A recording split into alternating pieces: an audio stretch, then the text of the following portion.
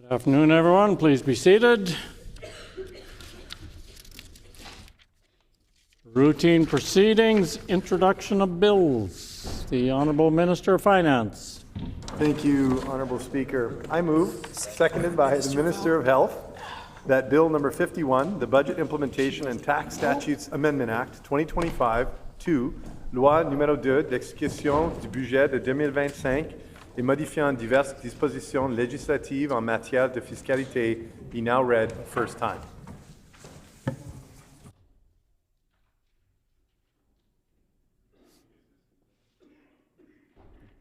And moved by the Honourable Minister of Finance, seconded by the Honourable Minister of Health, Seniors and Long-Term Care, that Bill number 51, the Budget Implementation and Tax Statutes Amendment Act 2025, be now read a first time. The Honourable Minister of Finance. Thank you, Honourable Speaker. I am pleased to introduce Bill 51, which will convert the manufacturing and investment tax credit on qualifying manufacturing and processing equipment into a sales tax exemption.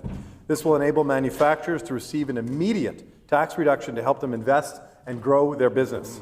Honourable Speaker, this is the first bill to implement our economic development strategy, which is our government's long-term vision to build an economy that's focused on growth and increasing productivity. Thank you, Honourable Speaker.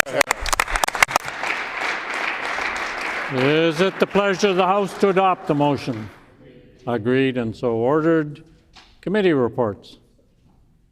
Tabling of reports. Ministerial statements. The Honourable Minister of Municipal and Northern Relations. Thank you, Honourable Speaker.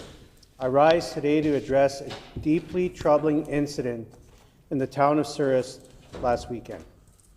On Friday night, Souris's Pride Crosswalk, a vibrant symbol of love, diversity, and acceptance, was deliberately covered in white paint. I want to call this incident what it is.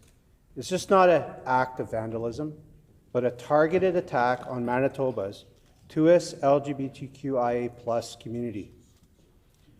This crosswalk was first painted in 2021 in response to the theft of a pride flag from the home of a member of the Souris Pride Committee.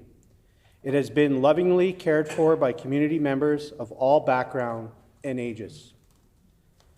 And while the outpouring of support over the past few days is proof there is more support than hate for the 2S LGBTQIA+ community in Souris and beyond, this should have never happened in the first place. This is not the first time a rainbow crosswalk has been defaced in Manitoba, after a crosswalk in Lundar was repeatedly vandalized in 2023. This is not even the first time the 2S LGBTQIA+ community has been targeted this year.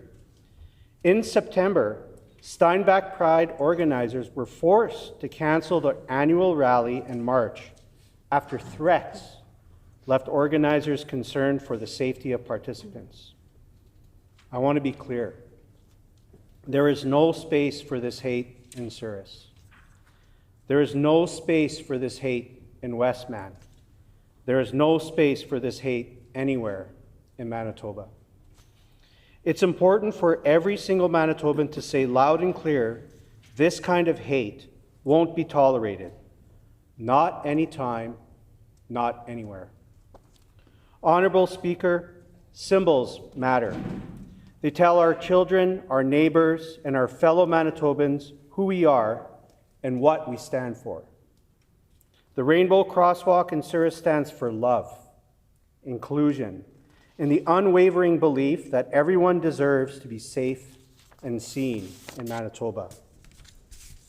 The crosswalk will be repainted in the spring, brighter and bolder than before. This commitment is not just about bringing color back to the corner of First Street South and Crescent Avenue West. It's about reaffirming our shared commitment to the rights and dignity of 2S LGBTQIA+ Manitobans. I want to say a special thanks to the members of the Souris Pride Committee, Marley Dewar, Kaylee Walker, Cassie Quadrelli, Karen Kempe, Alyssa Denbo, and Manon Beaupré. whose work continues to make Souris a more welcoming, inclusive space for all. Let this moment be a reminder that while hate may seek to divide us, our care for one another will continue to rise above it. Manitoba is a province where every person, regardless of who they are or who they love, deserves to know they belong.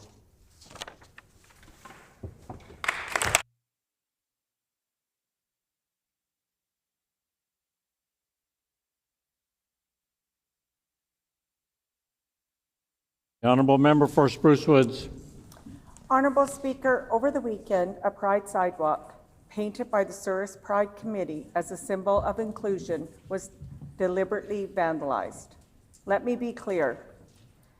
This act does not reflect the values of the people of Souris, and it does not reflect the values of Manitobans.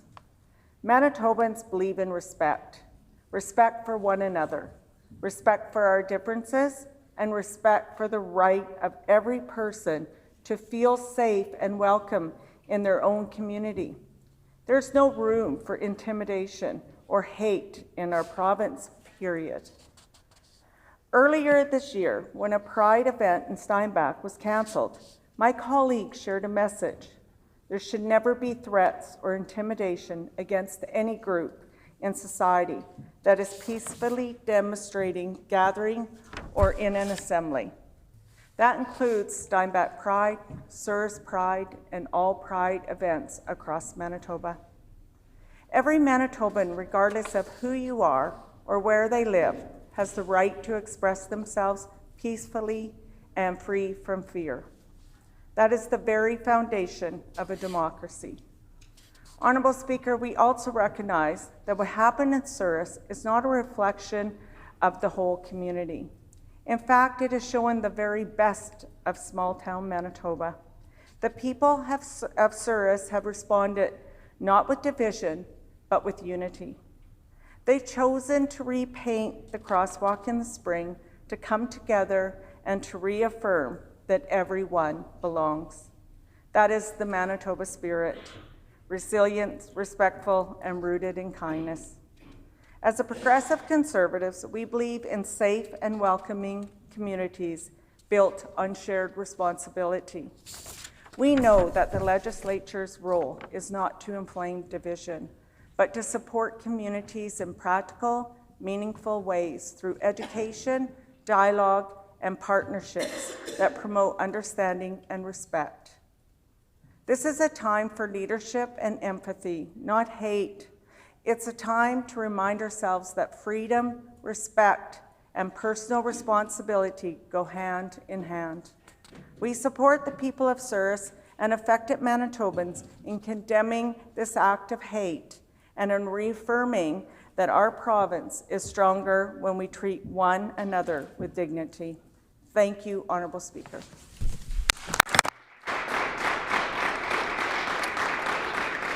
The Honourable Minister of Labour and Immigration.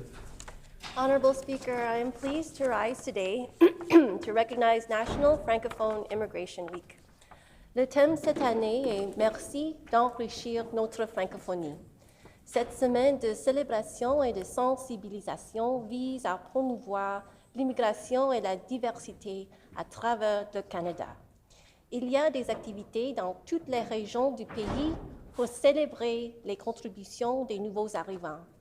C'est aussi l'occasion de mettre en valeur tout ce que font ces communautés pour recruter, accueillir et intégrer les immigrants francophones.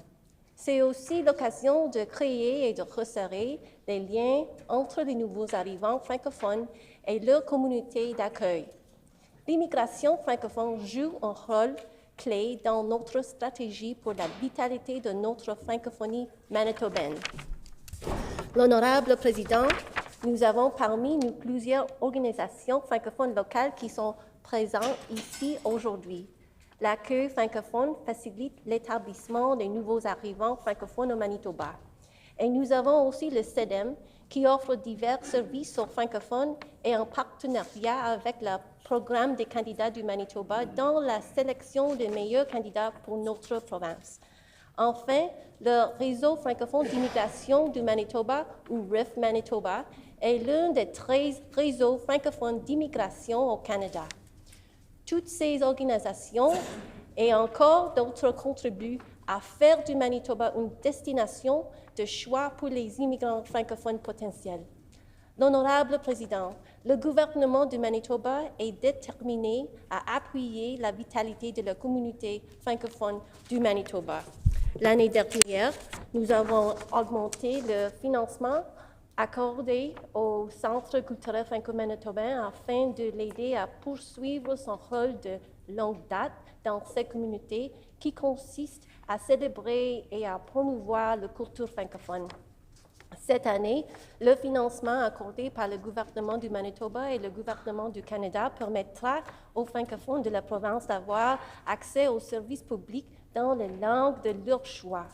Nous sommes aussi en train d'effectuer une grande consultation publique sur comment rendre le Manitoba une province véritablement bilingue. Nous reconnaissons que les nouveaux arrivants francophones renforcent la francophonie manitobaine et la rendent encore plus diversifiée. Je suis heureuse de dire que le Manitoba est véritablement une province amie de l'immigration francophone. Je suis fière de rendre hommage aux immigrants francophones du Manitoba et de célébrer leur contribution à la diversité économique et culturelle de notre province. L'honorable président, je demande à tous les députés de se joindre à moi pour féliciter l'accueil francophone, le CEDEM, le RIF Manitoba, le SFM et l'AMBM pour le succès continu et pour célébrer la Semaine nationale de l'immigration francophone. And also, Honorable Speaker, I'd just like to honor our guests that are here today, Bintu Sacco, Francis Hilaire Vieira, Philippe Tuna, Madeleine Arbet, Nicolas Duclies, Justin Johnson, and Ophélie Doireau.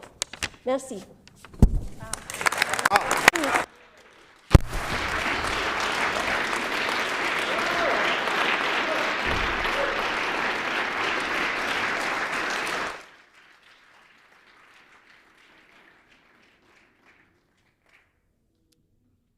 The honourable member for Morden Winkler. Honourable Speaker, it's an honour for me to stand today to speak. It's an honour for me to stand today to speak on National Francophone Immigration Week. This week, everyone is invited to take part in celebrating the Francophone community, many of whom have come from abroad and chosen to call Manitoba home. Approximately 15% of Francophones in Manitoba were born elsewhere in Canada, and 11% were born abroad.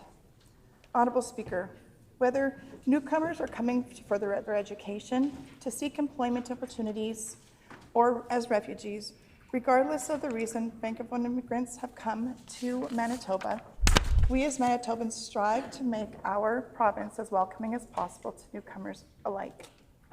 I am proud to say that Franco-Manitoba communities are rich, active, and vibrant, filled with opportunities for all newcomers to feel safe, comfortable, and connected. To those Francophone immigrants seeking to expand their education, the University of St. Boniface offers 30 university technical and professional training programs, as well as distance education entirely in French, including free French courses to newcomers. Equitable access to healthcare is also important, which is why Manitoba is proud to have approximately 60 clinics, nursing homes, hospitals, and other providers that offer services in French, including St. Boniface Hospital, St. Anne Hospital, and St. Rose General Hospital. La Veuve Francophone in St. Boniface offers many settlement services in French, such as a reception for newcomers, support in finding housing, and language courses, as well as the Refugee Resettlement Assistance Program, which includes financial, accommodation, and support, helping and making sure that newcomers feel that they belong. Young Francophone immigrants can find community through the Council, a youth organization that matches individuals from the host communities with newcomers. the Manitoba bilingual municipalities has employment programs to help Francophones obtain and maintain employment in Manitoba. This week, the CDEM is offering 2 different events. The first, interactive workshop to learn about the different stages of immigration process, along with tips for successful integration professionally and socially in Manitoba. And the second, an exciting opportunity to hear from Francophone immigrants in Manitoba sharing their stories and lived experience. Diversity and inclusivity are very important in Manitoba. It is what makes us strong. To the Francophone immigrants, thank you for choosing Manitoba. We welcome you. We wish you all happy National Francophone Immigration Week. Thank you.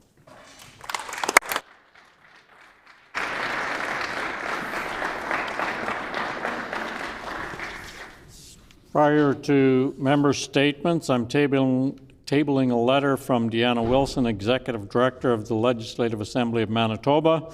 The letter advises that on November 4, 2025, the Assembly received full payment from Cliff Cullen, the former MLA for Spruce Woods, of the fined amount of $12,000.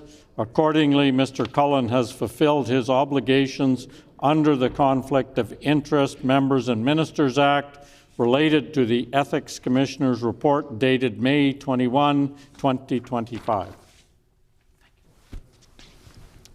Member statements. The Honourable Member for Tuxedo.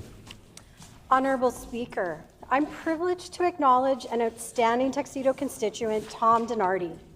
There is much that could be said about Tom, about his sharp business acumen, his deep commitment to community, and the unrelenting dedication he brings to every role he takes on. But today I rise to congratulate him on a remarkable achievement. This past October, Tom became an honorary Lieutenant Colonel for the Queen's Own Cameron Highlanders of Canada, a regiment with deep roots in Manitoba's history. Formed in 1910 through the determination of Winnipeg's Scottish community, the Camerons have stood for service, duty, and tradition for more than a century. Tom has been a member of the Queen's Own Cameron Highlanders Advisory Board since 2014 and is the past chair. This new designation will allow him to continue to do his good work in advocating and supporting veterans and current members. Good work, such as the rededication ceremonies for previously unidentified World War I soldiers, like Corporal Lettingham in Cambrai, France in November 2021, and Corporal Percy Buffield in Ypres, Belgium in November 2022. Tom shared with me how both ceremonies were deeply powerful. Even though over 100 years later, each ceremony felt like a funeral for a soldier recently passed. Tom is also passionate about supporting and strengthening and advocating for the reserves in Manitoba and across Canada. They come from every profession and walk of life, and they stand ready in moments of disaster, conflict, and peacekeeping. They are integral parts of our national security, and with Remembrance Day approaching, now is an important time to acknowledge and thank their steadfast service and the quiet sacrifices they make on behalf of all Canadians. Honourable Speaker, I ask for leave to have the names of all my guests submitted to Hansard, and I ask all members to join me in recognizing Honorary Lieutenant Colonel Tom Donardi and the Camerons for their dedication, leadership, and ongoing service to our community and our country. Thank you.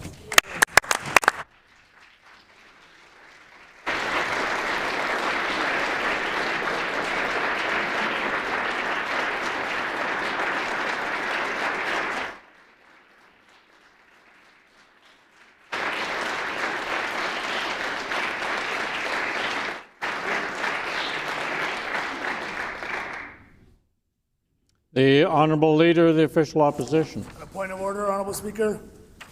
The Honourable Leader of the Official Opposition on a point of order. Honourable Speaker, I'd like to rise on a point of order and echo the sentiments from the member made from Tuxedo. I stand today to recognize one of Manitoba's great regiments, the Queen's Own Cameron Highlanders of Canada.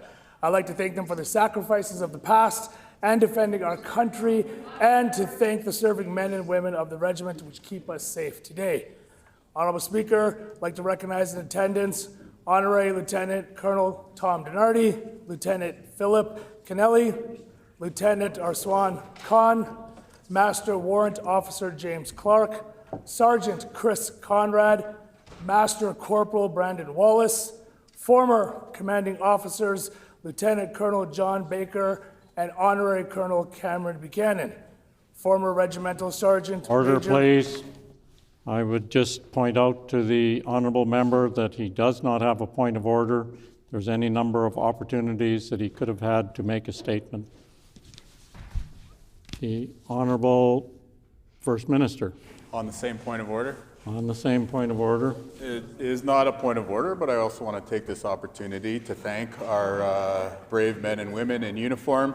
And I do have a technical question maybe that they could answer with a nod or head shake. Is it now King's Own? Cameron Highland? It still remains Queen's Order, Own. please. Order, please.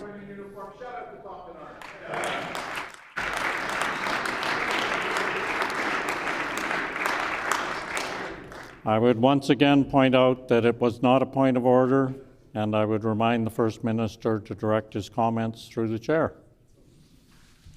The Honourable Opposition House Leader. The Honourable Member for Interlake Gimli. Today I have the pleasure to stand and recognize someone I've known for many years, Dori Gingerra-Boschman, who joins us in the gallery today. Dori is a devoted friend to Manitoba's farming community and one of the most dedicated public servants our province has ever known. In just a few days, Dori will be inducted into the Canadian Agriculture Hall of Fame, and I cannot think of anyone more deserving of this honor. Dori's remarkable career with Manitoba Agriculture spans many decades. Over that time, she served as deputy or acting deputy minister under 5 different ministers of agriculture, including myself. No matter who is in office, she brought steadiness, common sense, unwavering understanding of people that are behind the policies. She guided programs, supported farm families, and ensured that decisions were always rooted in practicality and respect. One of the many things I admire most about Dori is how she viewed Manitoba agriculture, not as just another government department, but as a bridge between government and the people who feed us. That perspective kept government grounded and focused on what truly matters. Even in retirement, Dori continues to share her knowledge and passion. She was recently approached to work on an eco-farm project in Mongolia, helping connect modern farming technologies to local producers through youth, much like the 4-H program. 2 minutes is nowhere near enough to capture Dori's accomplishments, so congratulations on your upcoming induction. Manitoba is proud of you. On behalf of all of us in the legislature, thank you, Dori. Thank you for your wisdom, your service, and your heart. Colleagues, please rise and join me in recognition for Dori Gingerra-Boschman.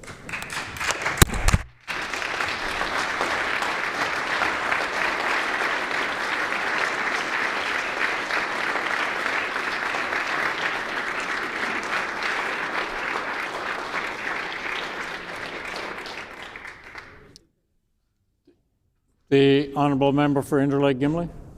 Yes, I'd like to submit names of the guests for Hansard, which include Lori Gingerra, her sister, Carol Gingerra-Kowalchuk, her sister as well, and Nicholas Kowalchuk, the nephew.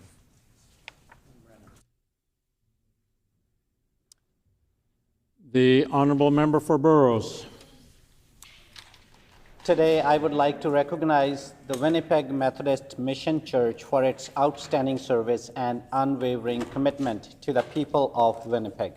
Under the leadership of Reverend Ismail Demesco, this church has become a pillar of faith, compassion, and community engagement.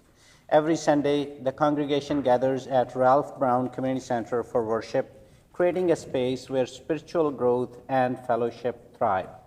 Beyond worship, the church offers Sunday school programs, Bible studies, and home visitations, supporting seniors, the sick, and those in need with care and dignity. These efforts reflect their deep commitment to ensuring that everyone feels welcome, valued, and supported. The church is also a strong advocate for community outreach.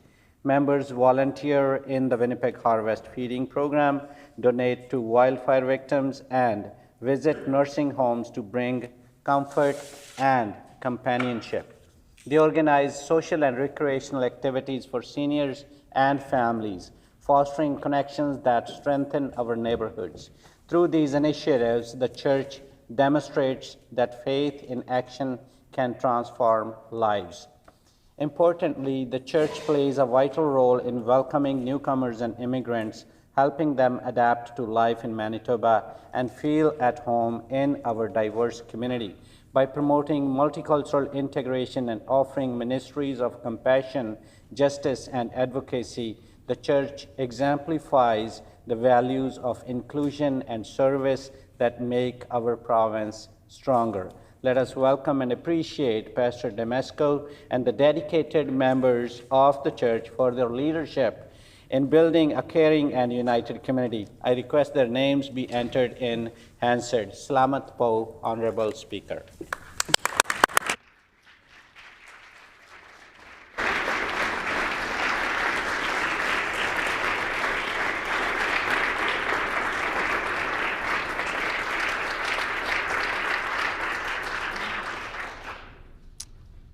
The honourable member for Brandon West. It's my privilege to stand today and celebrate one of our own, Ryan Thevenot, a proud constituent of mine and a rising Canadian star in lacrosse. I'm pleased to have Ryan and his family join us here today in the gallery. Ryan's journey began right here in Brandon West, where he first picked up a lacrosse stick and discovered a passion that would carry him far beyond the fields of Vincent Massey High School. From the moment he joined the Vincent Massey Vikings, Ryan distinguished himself not just through his athletic talents, but through his unwavering commitment, leadership, and drive. Whether it was early morning practices or mentoring younger teammates, Ryan gave everything to the sport.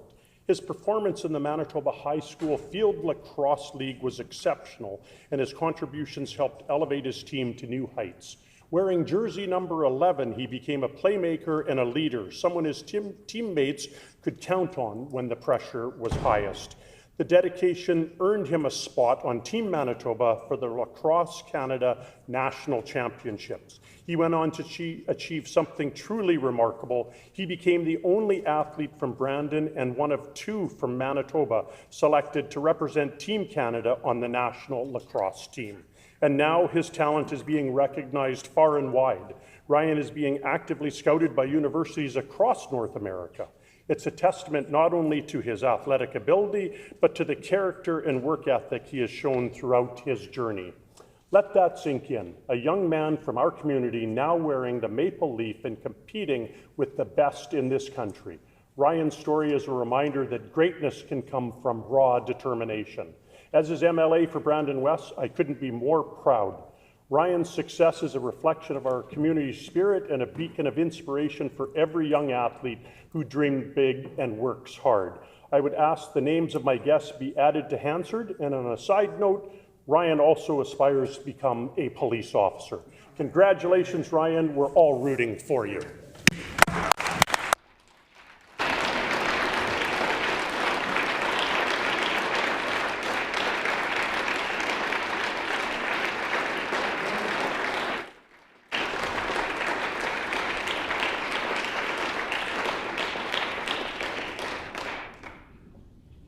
The honourable member for St. Boniface. Honorable President, I'm proud to share some exciting news that touches every family in my home community of St. Boniface and across Manitoba. The first phase of the brand new emergency department at St. Boniface Hospital is now open. This milestone marks a major step forward in how we care for one another in moments that matter most. Depuis plus d'un siècle, soit depuis 1871, l'hôpital de Saint-Boniface sert les Manitobains avec entrain et dévouement. Aujourd'hui, avec près de 42 000 visites par année, l'ancienne urgence ne pouvait plus simplement fournir. C'est pourquoi cet aménagement était si crucial. Après des années de planification et de construction, nous voyons les résultats et ils sont tout simplement transformateurs. The new emergency department was designed in close consultation with the community, keeping patients and families at its core. When you walk through the doors, you'll notice expanded waiting and triage areas, along with many other features that make the experience more comfortable and efficient. The hospital's inclusive, barrier-free design means better flow, faster care, and a safer environment for patients and staff alike. While this is only the first phase, work continues on the remaining renovations, which, with full completion expected in 2026. Already the space is transforming the patient and family experience, and that's something to celebrate. En tant que député de Saint-Boniface, je tiens à remercier tous les travailleurs de la santé, les constructeurs, les donateurs, les résidents qui ont contribué à la réalisation de ce projet. Ce projet est véritablement le fruit d'un effort communautaire, aussi rendu possible à la Fondation de Saint-Boniface et au généreux soutien des donateurs.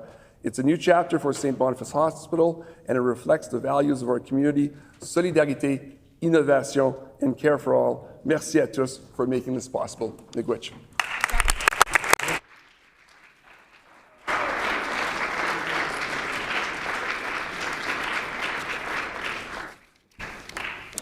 Before we move on, there's some guests in the gallery. We have seated in the public gallery from Springs Christian Academy, 50 grade 9 to 11 students under the direction of Brad Dowler, and they are guests of the Honourable Member for St. Boniface.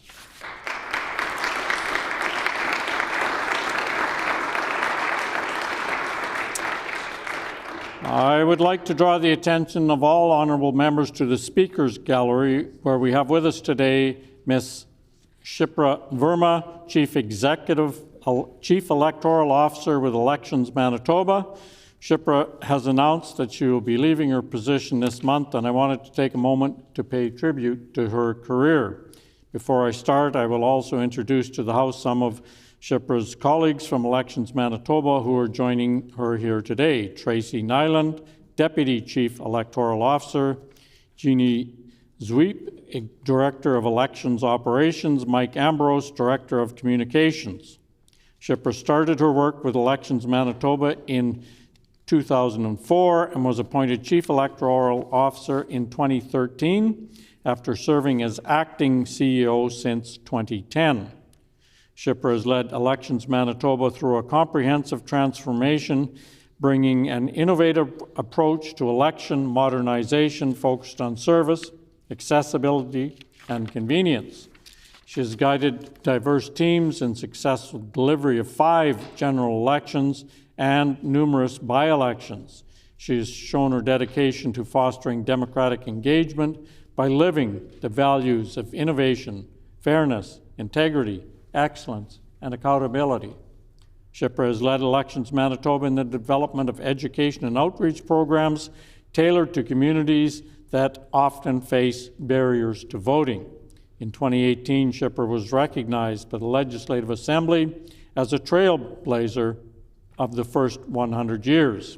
This distinction recognizing the fact that she was the first woman to hold the role of Chief Electoral Officer and how her contributions have forged a pathway for future generations. Shipra will soon be moving to British Columbia, where she will be continuing her work with election management.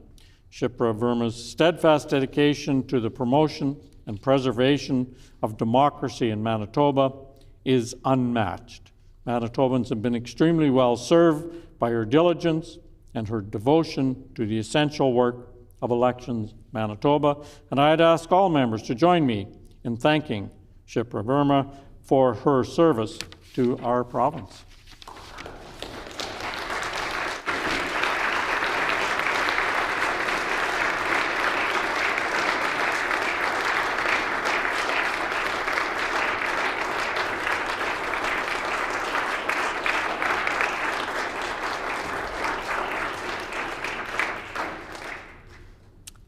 Next, I would like to draw the attention of all honourable members to the public gallery, where we have with us today Ben Thevenot, Angela Thevenot, Bradley Thevenot, Sarah Thevenot, Judy Gerba, Greg Gerba, Michelle Minton, Taylor Johnson, Rob Wilson, Gracie Henderson, who are the guests of the honourable member for Brandon West, and we welcome you all here today.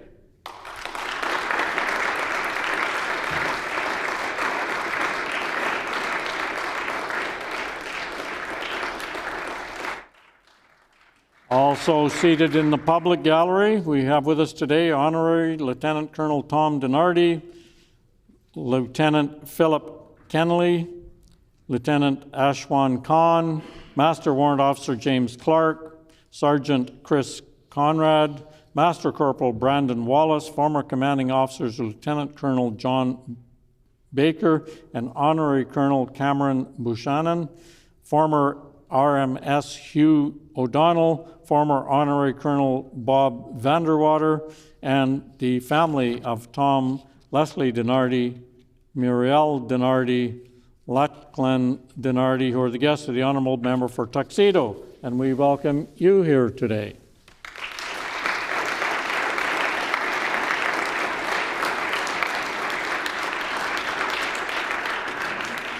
And also seated in the public gallery, we have with us today Reverend Ismail Damasco, Willem Garberno, Franklin Garberno, Elizabeth Salangsang, Charito Mangalot, Clarita Mangalot, Rosalie Mangalot, Anaden Galang, Josephine De La Cruz, who are guests of the Honourable Member for Burroughs, and we welcome you here today.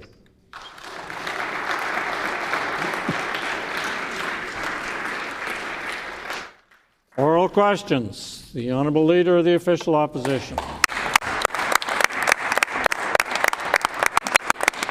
Thank you, Honourable Speaker, and I want to recognize everyone. It's nice to see a packed chamber today. Honourable Speaker, yesterday I stood in this House and called on the Premier to stop playing political games and for the Premier to support the member for Tyndall Park's bill and pass a bill that would help children with disabilities, fighting learning disabilities. Now, I'm calling on the Premier to do the same thing with Bill 203, the Earlier Screening for Breast Cancer Act. Just like yesterday's bill, the NDP supported this bill at second reading. Experts support it, other provinces are doing it, and the Minister of Health supports it. So, will the NDP support the PCs once again and call Bill 203, the Earlier Screening for Breast Cancer Act, today, so Manitoban women will have access to early breast cancer screening? Yes or no?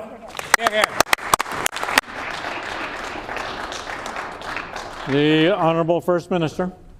Honourable Speaker, when we look at the information that gets released about the terrible affliction that is cancer, we know that breast cancer is among the most deadly for people here in Manitoba, and we all have stories about how we've been impacted. That's why our Minister of Health has taken a leadership role to lower the age at which people will be screened in Manitoba. By the end of this year, I'm happy to share with the House, it'll be 45 and it'll be 40 by next year. For the members opposite, however, they're trying to take credit from a Liberal member's bill. It was actually the Liberal member for Tyndall Park who brought forward Bill 225, our Education Minister, happy to work together. The one folk who are not happy to work together, it's the PC opposition. Bill 48 is going to take people struggling from meth off of the streets where they're harming themselves and others and put them into a sobering center. The members opposite are trying to grandstand and they're playing political games, and it could make streets less safe in Manitoba. Member's time has expired.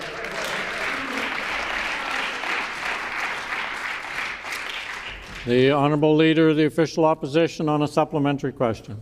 The Premier just said that he supports this. So why won't he bring it forward? If his health minister is already going to lower the age to 40 by the end of this year, then why not support Bill 203? It's political games. The Premier cannot put his own ego aside and do what's best for Manitobans. There's a bill before this House, Bill 203, that will lower the age for breast screening in this province to 40. The Premier says he supports it, the Health Minister says they support it, and yet they won't bring this bill forward.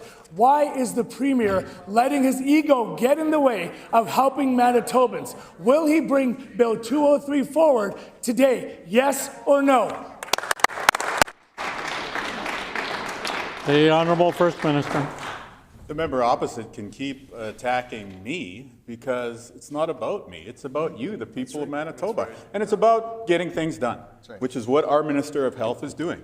This year, lowering it to 45. Next year, lowering it to 40. They're the ones who are playing games. They're the ones who are worried about the credit.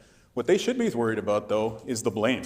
Because who is going to be blamed if somebody's wilding out on meth on a street corner because they delayed Bill 48? It'll be the members opposite.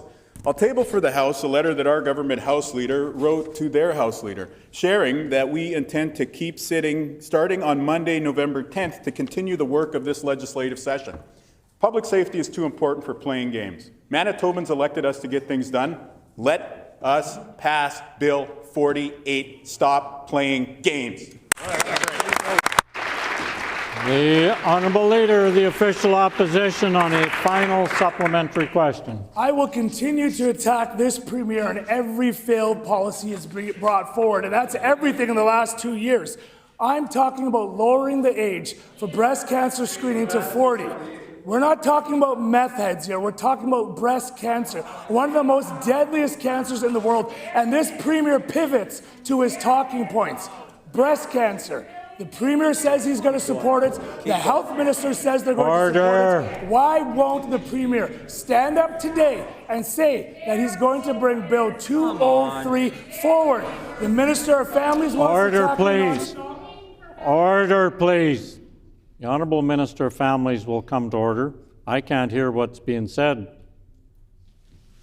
The Honourable Leader of the Official Opposition. Thank you, Honourable Speaker. It's a shame that the Minister of Families wants to just continue to yell when I'm talking about breast cancer screening in this province. Will the Premier commit today to bringing Bill 203 forward and lowering the age for breast cancer screening to 40? Yes or no?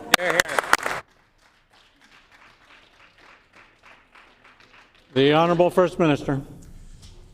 Yes, we are lowering breast cancer screening ages. And yes, we are building the Cancer Care Headquarters, which is one of the first things that the PCs cut when they formed government in 2016.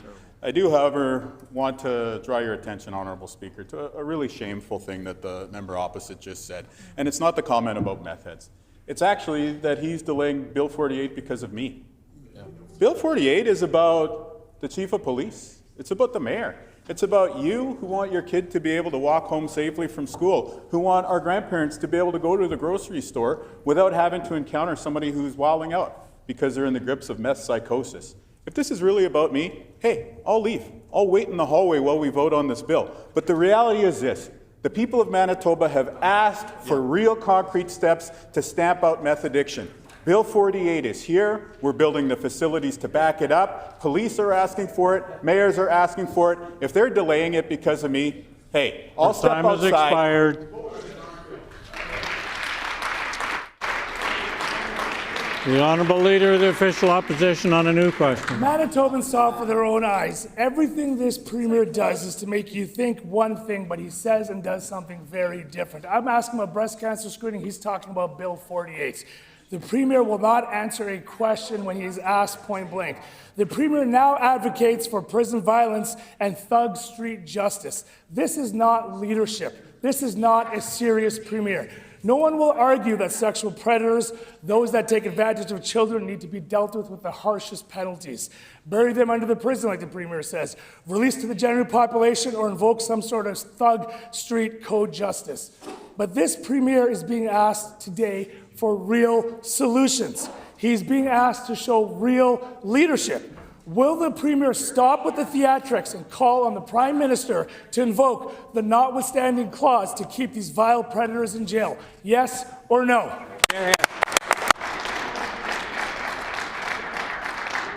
The Honourable First Minister. Honourable Speaker, the member opposite's soft on crime. I came in here and I spoke clearly yesterday. He goes out in the hallway and says, oh, take it easy. You got to take it easy. I will never take it easy when it comes to our kids. This is about keeping Manitoba children safe. And that's why we have to pass Bill 48. Because Bill 48 will give law enforcement the tools to be able to take somebody in the grips of meth psychosis off of the streets and put them in a sobering center. It will take somebody who's wilding out on methamphetamines out of the emergency room at Health Sciences Center and put them in a sobering center. That will allow police officers to get back to work in the community instead of babysitting people in the waiting room. This is something that is absolutely essential. This is a very kind of public safety thing people have asked us here to do. So we're not going to take a break at the end of the week like the members opposite want. We're not going to prorogue the House. We're going to keep coming back here and keep coming back until every single one of the PCs speaks to this bill Member's and time passes has it into expired. law. The Honourable Leader of the Official Opposition on a supplementary question. If the Premier thinks he's such a tough guy, why won't he call the Prime Minister and say, hey, use the notwithstanding clause to protect children? He won't do that. He'll go out in the chamber and he'll say everything that he thinks Manitobans and Canadians want to hear, but he won't use the words notwithstanding. Every other Conservative leader in the country, we've said it on this side of the House, Premier Doug Ford has said it, Premier Daniel Smith has said it, and federal Conservative leader Pierre Poilievre has said it, but this Premier won't say it. Won't he say it? Because maybe he knows he made a big mistake with Bill 50. With one side of his mouth, he's saying, use the notwithstanding clause, on the other one, he's not. So will the Premier come clean today and say, will he call the Prime Minister and ask him to invoke the notwithstanding clause to protect children?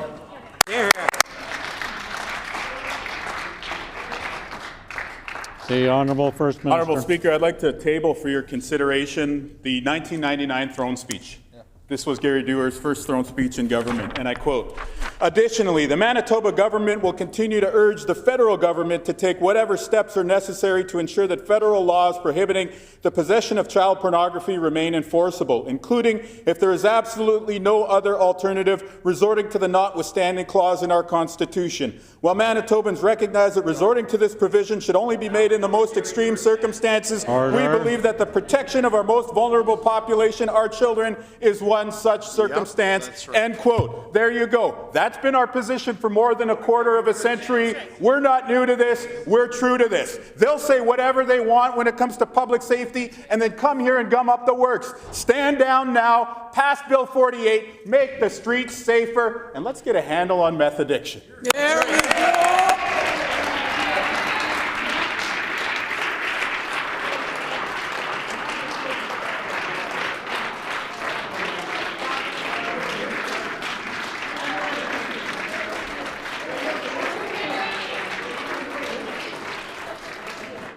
The Honourable Leader of the Official Opposition on a final supplementary question. So now we know where Gary Dewar stands, but we don't know where this Premier stands.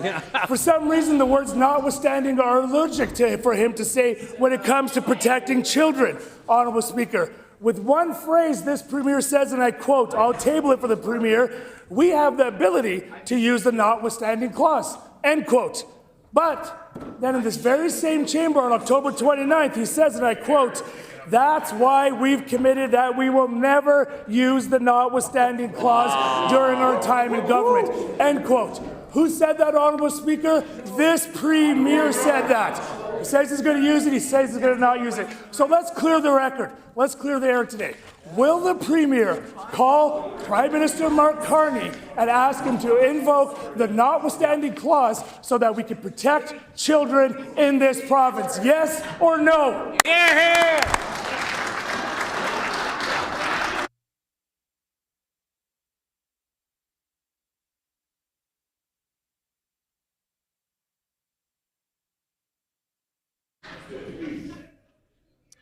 The Honourable First Minister. The PCs are soft on crime. Yeah, that's right. And it's a shame. If anyone is involved in images of sexual abuse of children, they deserve to be buried under the jail, under the prison. If somebody is out on the streets causing chaos for grandma or for your kids because they're high on meth, they need to be taken off the streets. That's what Bill 48 is about. They come in here and they want to give a round of applause for one another and say, law and order this, law and order that. Put your money where your mouth is and pass Bill 48 now. That's right. This is about keeping people safe. You want to clip something on social media? Clip the footage of you folks blocking Bill 48, which will make communities safer. It will make Brandon safer. It will make Souris safer. It will make Winnipeg safer. It will make the Interlake safer. It will make Pembina Valley safer. It will make Headingley safer. It will make Carmen safer. Everybody watching, none of them make eye contact. Time has they know they're expired. The Honourable Member for Interlake Gimli. Honourable Speaker, It's been more than 7.5 months since the tragic death of Dean Switzer. His family and neighbors called 911 more than 20 times and could not get connected. The system failed, and his family and friends remain devastated. After all this time, can the minister now stand in this House and say that Manitoba's 911 system is truly reliable? The Honourable Minister of Innovation and New Technology. Thank you, Honourable Speaker. As I've stated before in this House, and will again, we extend our deepest condolences to the Switzer family. We have been, since the beginning of this conversation, been committed to working with our partners at all levels of government. We continue to be concerned that the member continues to politicize this very tragic issue. We've acted, we wrote the CRTC, we've gotten action on our advocacy. The report outlining that advocacy is available online. I encourage the member to read it. The Honourable Member for Interlake Gimli on a supplementary question. I will have the minister take note that I'm not politicizing this. The Switzer family is watching today and they're looking for answers. It's 7.5 months that has passed since Dean Switzer's family did everything right. They called for help again and again, but the call never reached dispatch. Manitobans deserve to know that when they call 911, that someone will answer. Can the minister tell Manitobans today how many 911 calls are still failing to connect and how many families remain at risk of the same failure? The Honourable Minister of Innovation and New Technology. Thank you, Honourable Speaker. Again, it's deeply concerning that the member, in spite of his protestations, continues to politicize this issue. We've written the CRTC. We've been working with them since the beginning, since first hearing about the tragic situation. Members opposite used that opportunity to politicize the issue rather than dealing with it. They did have 7.5 years in which they were in charge of the file, made no progress on the issue, yet continued to complain about the fact that the answers that they want aren't available yet. The member opposite didn't get the job done. He's not getting it done now in opposition either. The Honourable Member for Interlake Gimli. The Switzer family is still waiting for answers. They have asked for accountability, not blame, for assurance that no one else has to go through what they did. If the minister does not have answers, maybe after 7.5 months of reflection, has the minister changed his mind? And will he now commit to a full, independent inquiry into the technical aspects of Manitoba's 911 system? If he doesn't have the answers, surely the minister could do that. The Honourable First Minister. Honourable Speaker, if the Switzer family is watching, I feel compelled to offer my sincere condolences on behalf of the province of Manitoba. I'm very sorry for your loss, and I think everybody with a beating heart in Manitoba who's heard the details of this situation know that it's not right, and they want better. They want better when it comes to connectivity, and they want better when it comes to response times. Here at the provincial level, we've been working very hard to hire up more paramedics and to ensure that the first responders have the support that they need to succeed.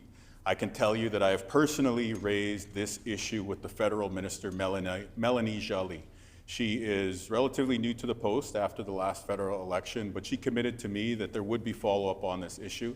And this question and question period today is a timely reminder that we need to continue to push for better standards from the CRTC when it comes to coverage for rural Manitobans. The Honourable Member for Roblin. Earlier this year, the NDP government made a big mistake, and Manitobans are still paying the price. They decided to centralize home care scheduling services that had been located in community offices into an office in downtown Winnipeg. They did this despite frontline home care staff warning them that this would cause chaos. In fact, when we brought these frontline workers' concerns to the floor of the Legislature, The Minister of Health told us we were wrong and said that we were fear-mongering. Will the Minister confirm for the House what I've heard from frontline staff just today, that in fact scheduling services have not been returned to the community offices and are still centralized downtown?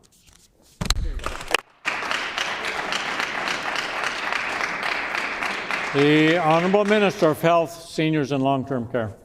Thank you, Honourable Speaker. Home care services are fundamentally important across our province. You know, Manitoba actually used to set the gold standard for home care in the country.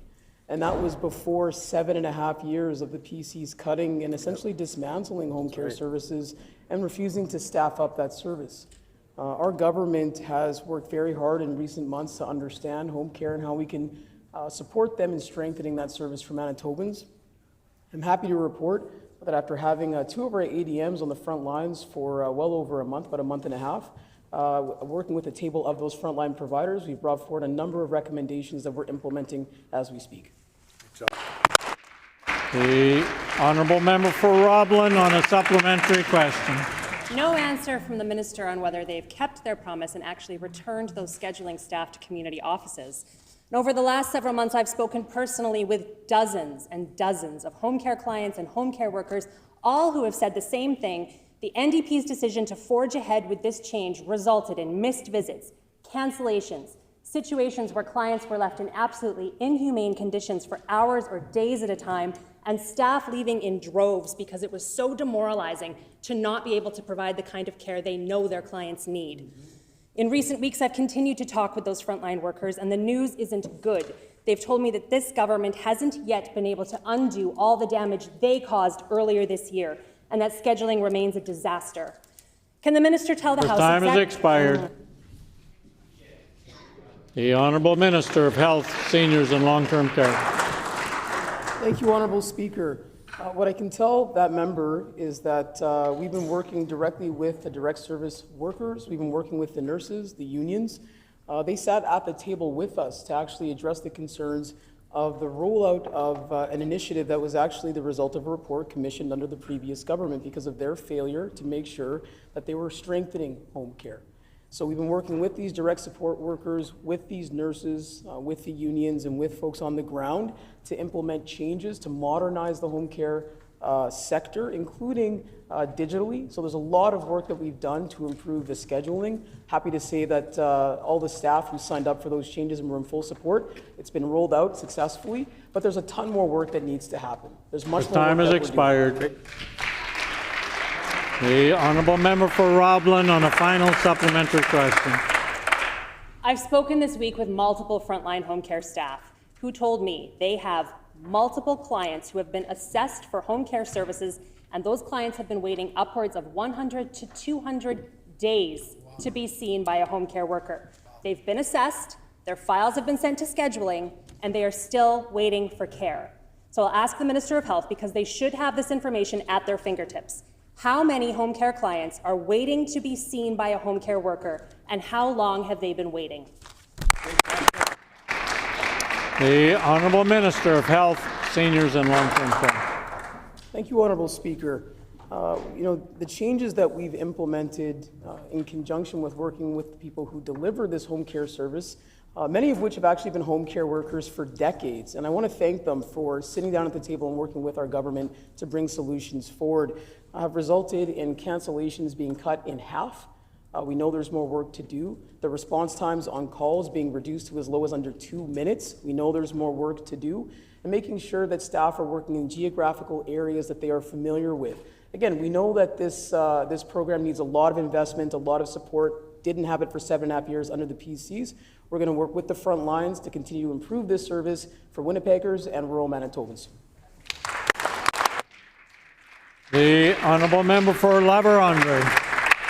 Honourable Speaker, we're seeing day in and day out how this NDP government is failing the economy, and today is no different. Recent numbers from the government's own public accounts report show several troubling trends. In the last year, Manitoba's economy grew slower than every other province in our country, while at the same time, this government posted one of the largest deficits in our history.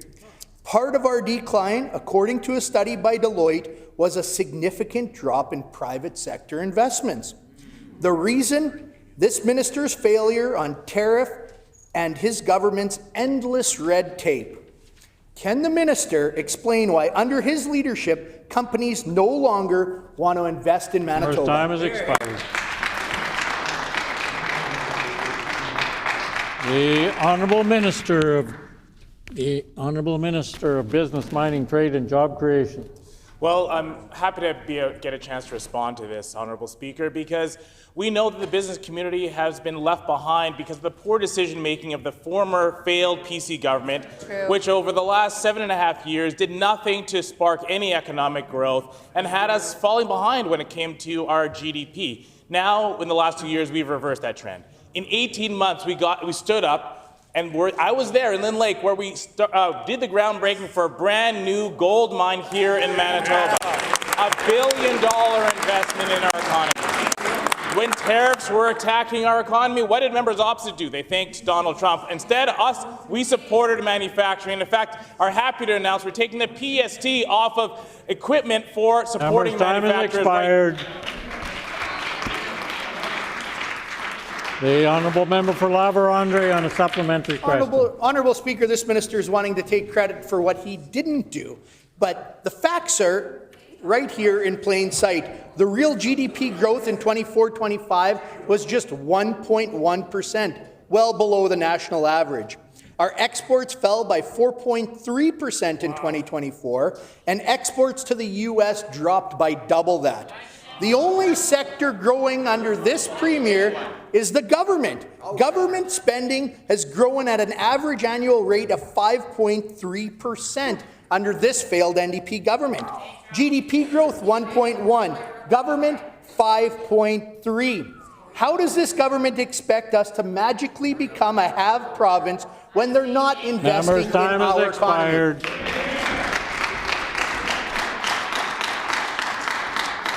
The Honourable Minister of Business, Mining, Trade and Job Creation. Honourable Speaker, we know the threats of tariff from the United States and from China are having real impacts on our economy. That's why it's so concerning. We hear members opposite do things like thank Donald Trump for his tariffs and kowtow to his policies. That's such a mistake when it comes to supporting our economy. On this side of the House, instead, Honourable Speaker, we support manufacturers, we support our exporters by doubling our export support program, making sure more companies have the resources to reach markets around the world. On top of that, Honourable Speaker, we're proud to have one of the lowest unemployment rates in the country. That means we're supporting more Manitobans to get good jobs right here locally. That's how we grow our economy. That's how we make sure Manitoba is going to be right on top of the map in the entire country.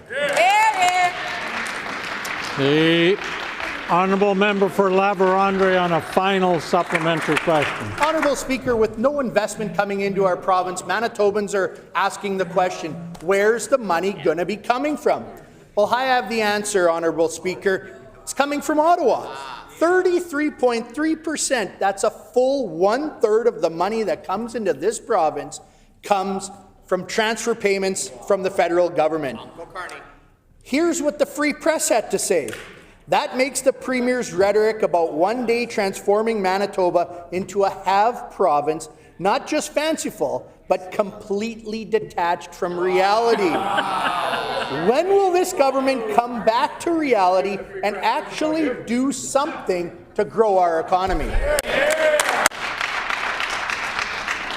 The Honourable Minister of Business, Mining, Trade and Job Creation. Honourable Speaker, we are growing the economy here with one of the most affordable provinces, one of the fastest job growth provinces, and making sure we have one of the best unemployment rates in the entire country. Members opposite don't know how to grow the economy. They don't even know how to manage the books by the fact that they ran up the tab before they left office and left us with a $2 billion deficit. Good job, guys. Now, one thing the business community is united around is making sure that we have safe communities. And so I would urge members opposite to take the opportunity today to support Bill 48 that actually provides a safe community for Manitobans and for the business community to make sure we protect our people here in Manitoba and support a growing and vibrant community for businesses and all Manitobans.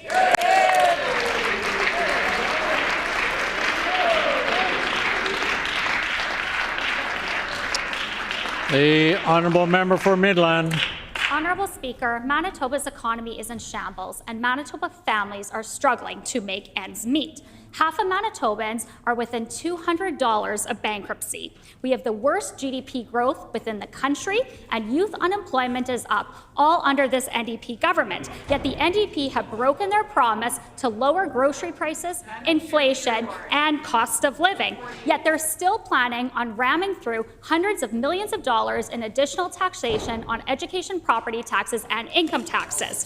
Will this minister stop his sneaky tax hikes so Manitobans can finally afford their groceries again? Here, here. The Honourable Minister of Finance.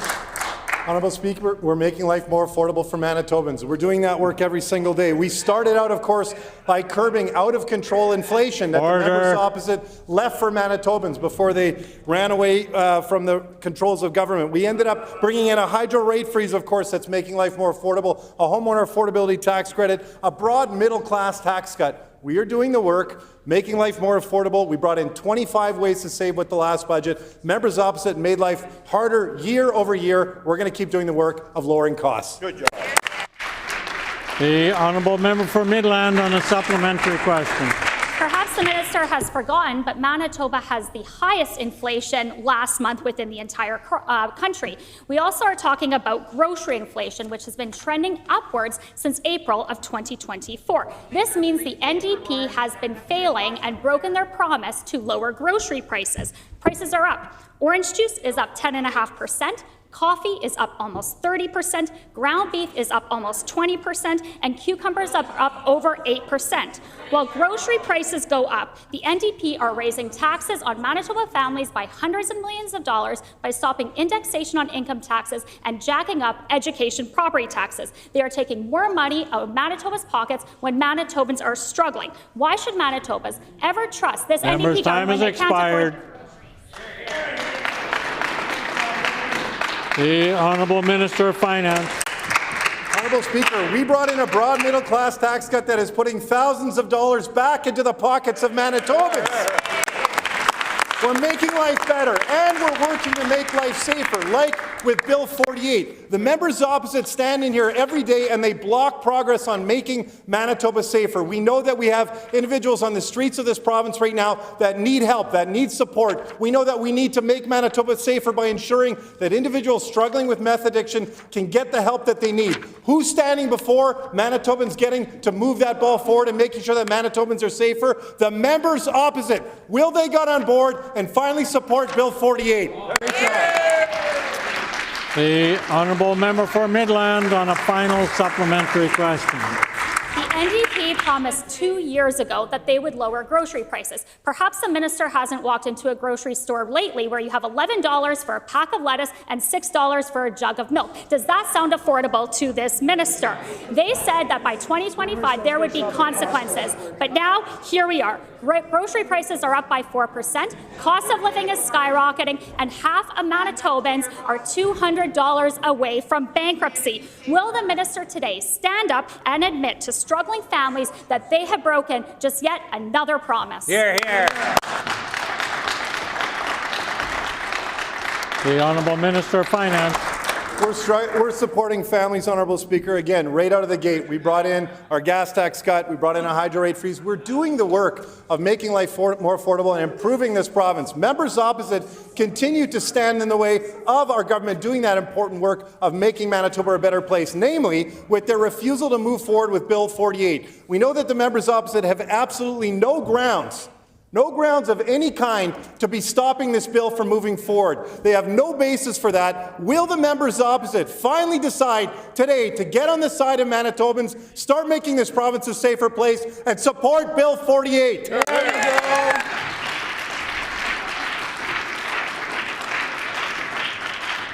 The Honourable Member for Tyndall Park.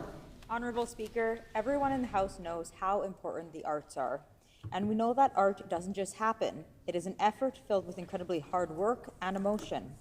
According to Probe research, 85% of Manitobans say that a vibrant art scene in our province is critical to supporting a healthy community. Economically, the arts generate over 20,000 jobs and $1.75 billion in revenue for our province. Today is the annual Arts and Culture Day here at the Legislature, and members want to know if the government has further plans or timeline to increase the annual Arts, Culture and Heritage operating funding budget. The Honourable Minister for Sport, Culture and Heritage.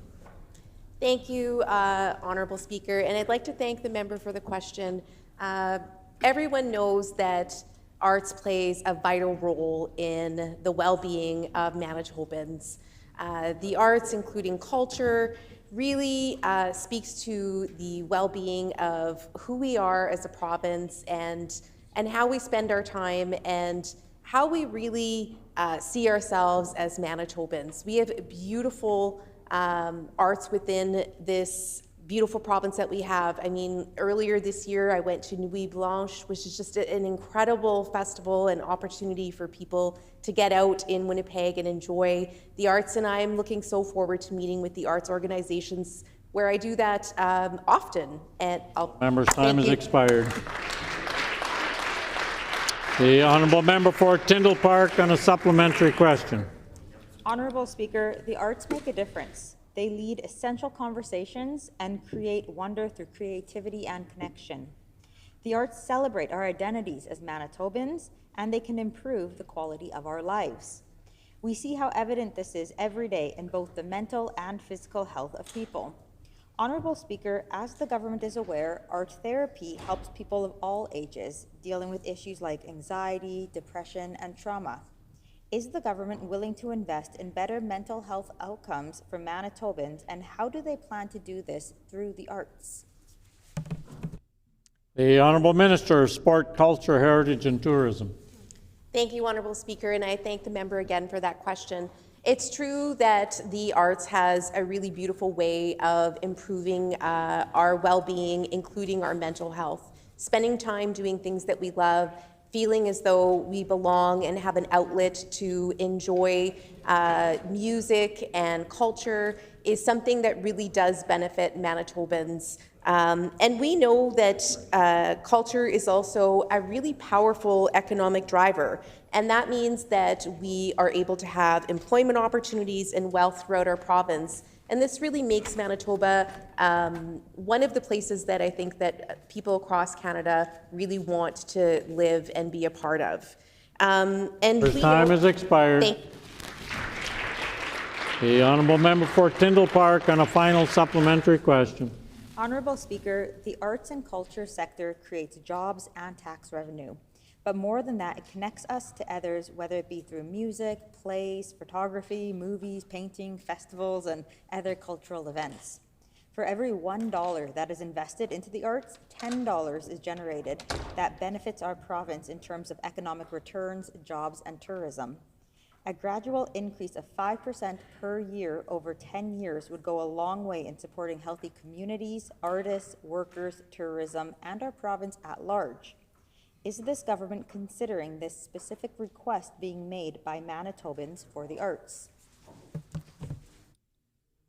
The Honourable First Minister. Meaning and beauty. That's what art brings to this world. That's what art allows us to reflect on.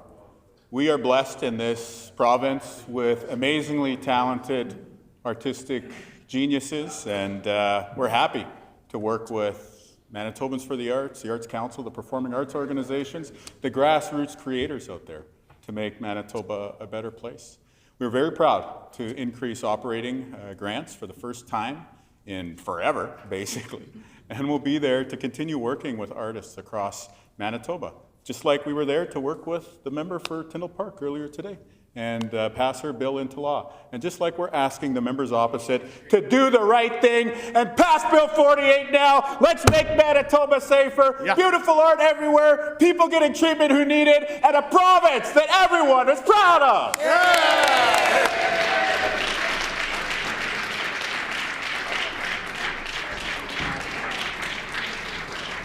The Honourable Member for McPhillips. Honorable Speaker, our government introduced Bill 48 to get people who are a danger to themselves and the community off the streets and into medical care. We've been working closely with doctors, police, fire paramedics, and the mayor, who all agree that we need this legislation right now. Even the leader of the PCs said he was in favor of it, but now he refuses to pass it. The PCs are playing political games with people's lives and with public safety. It's almost as if they want to see more meth-fueled violence on our streets. Can the minister tell the House how our government is going to ensure Bill 48 passes this session?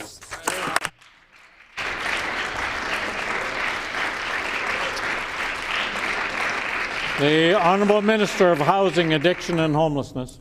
Manitobans want safer streets. They want people to get the medical support that they need, and they want us to stamp out meth addiction in our province. Our government will not allow PC political games to get in the way of public safety.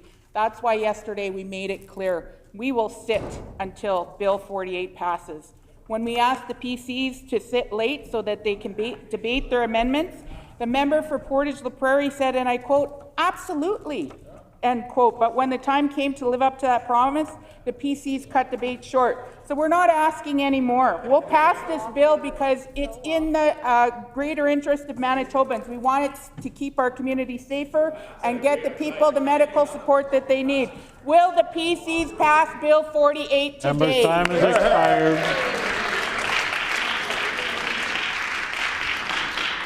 The Honourable Member for Borderland. Honourable Speaker, this NDP government is taking us backwards, not forwards.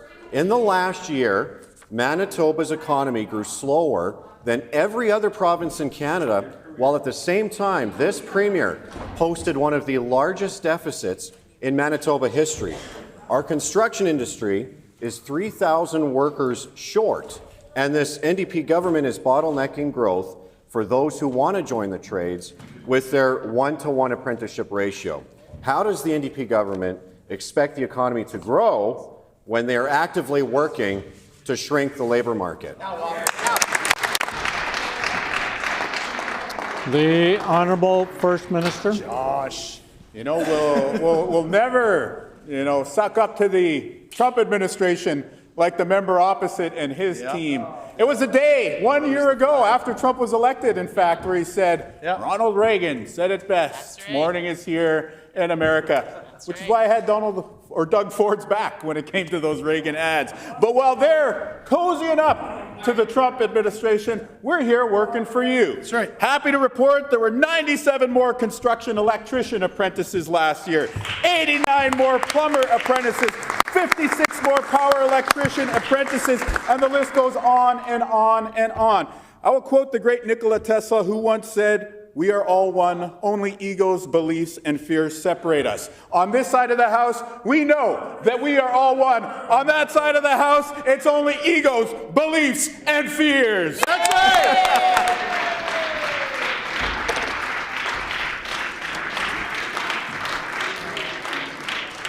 The time for oral questions has expired, and I have some more guests in the gallery that I would like to introduce.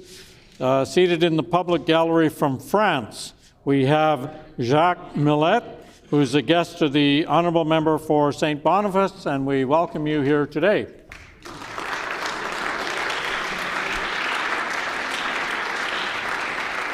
Petitions. The Honourable Leader of the Official Opposition. Thank you, Honourable Speaker. I wish to present the following petition.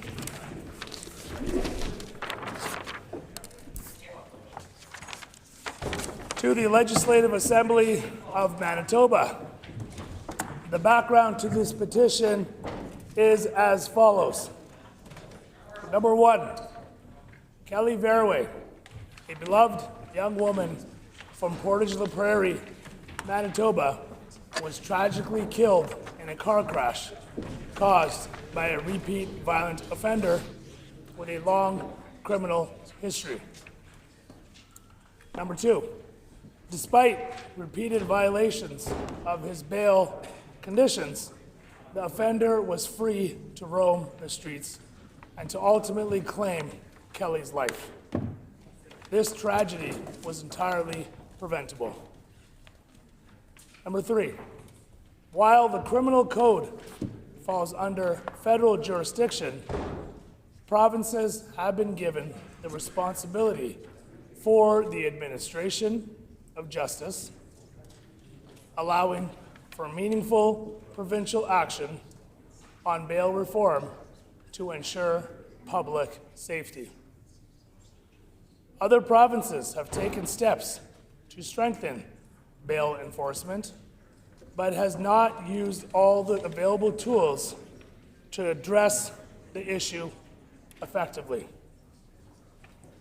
Number 5, the provincial government has the ability and the responsibility to advocate for and implement measures that protect its citizens by ensuring that repeat violent offenders are not released into our communities without proper safeguards.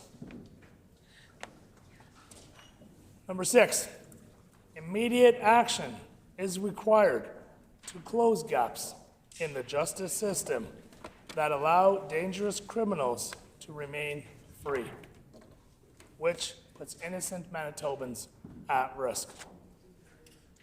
We petition the Legislative Assembly of Manitoba as follows.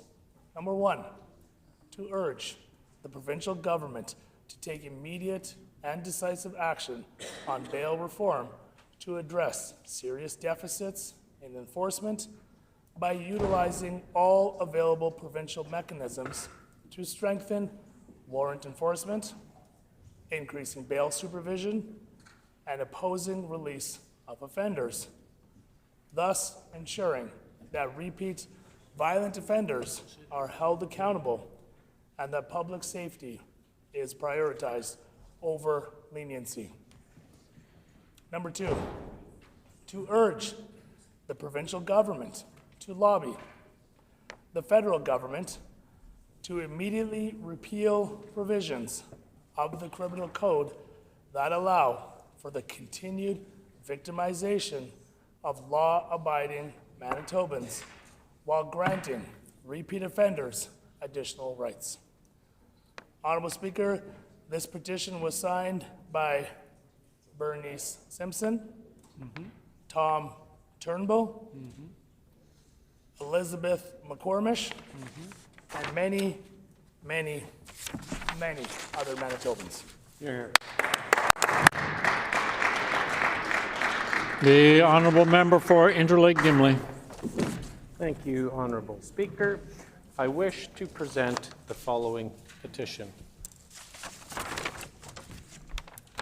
To the Legislative Assembly of Manitoba. The background to this petition is as follows. 1. Highway 8 traverses Hecla Island for approximately 30 kilometers from the south, where it crosses the causeway to the northern tip at Lindsay Tower. 2. Hecla Village Road should be a 10-kilometer lakeside journey that connects people to the history of the island, including its Icelandic heritage. 3. Drivers are instead faced with a patchwork of broken pavement, collapsing shoulders, dust clouds that impede motorcycle traffic, and gravel potholes that damage vehicles, all of which impacts the quality of life of residents, businesses, visitors, and tourists alike. 4. Highway 8 and Hecla Village Road are vital to the economic and social well-being of Hecla Island. With the 150th anniversary of New Iceland occurring this year, the province should be showcasing its heritage and history, not its infrastructure failings. 5. Hecla Village Road is unique in that its location makes its repair and maintenance the responsibility of the Minister of Environment and Climate Change, while Highway 8 is the responsibility of the Minister of Transportation and Infrastructure. 6. On May 18, 2023, the PC Provincial Government Minister of Natural Resources and Resource Development, along with the then Minister of Transportation and Infrastructure, announced historic funding for the infrastructure repairs and upgrades to provincial parks. 7. Provincial park infrastructure spending was significantly cut with a reduction of 47%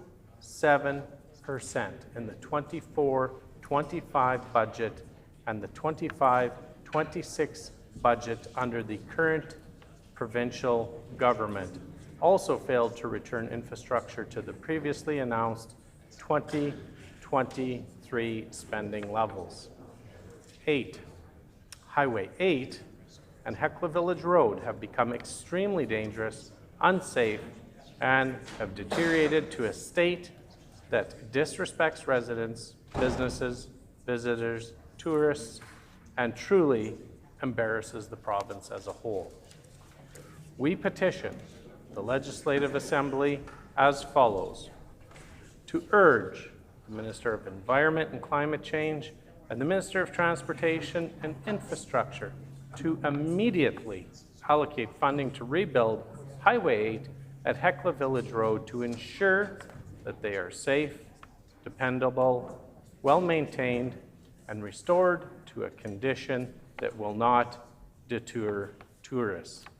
This petition was signed by Liz Young, Jill Young, Iris Griffin, and many, many other Manitobans.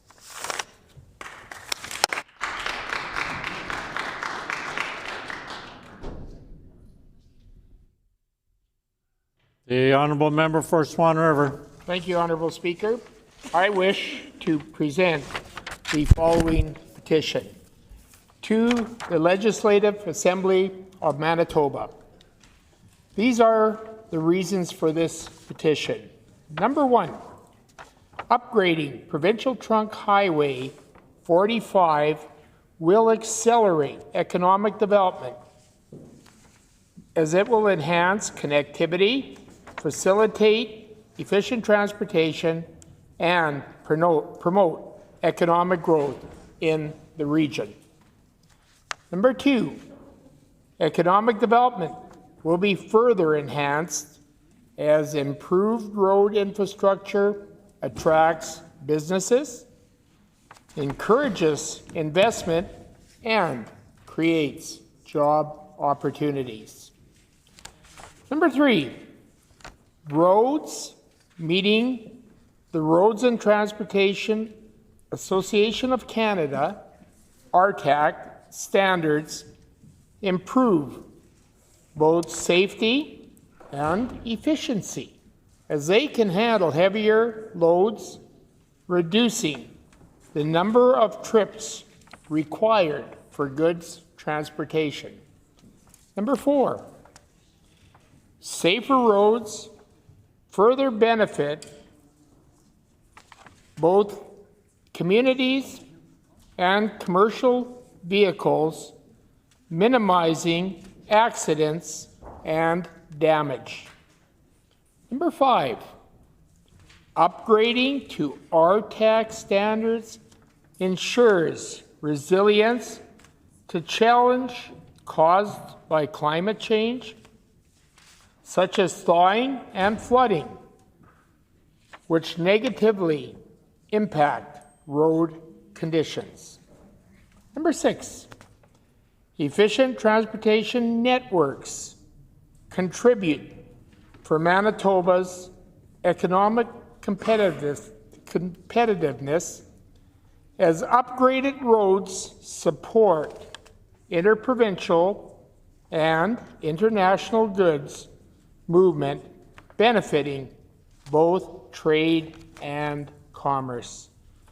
We petition the Legislative Assembly of Manitoba as follows: to urge the Minister of Transportation and Infrastructure to take the necessary steps to upgrade Provincial Trunk Highway 45 from Russell to Provincial Trunk Highway 10 to meet RTAC standards. This petition has been signed by Curtis Nychuk, Neil Carson, Michael Prisner, and many, many, many other Manitobans. The honourable member for Red River North. Honourable Speaker, I wish to present the following petition to the Legislative Assembly of Manitoba. The background to this petition is as follows. Number one, thanks to the investment made under the previous PC provincial government as part of the Clinical and Preventative Services Plan, construction of the new Portage Regional Health Facility is well underway. The facility and surrounding community would greatly benefit from added diagnostic machinery and equipment, but specifically the addition of an MRI machine. Number two, an MRI machine is a non-invasive medical imaging technique that uses a magnetic field and computer-generated radio waves to create detailed images of organs and tissues in the human body. It is used for disease detection, diagnosis, and treatment monitoring.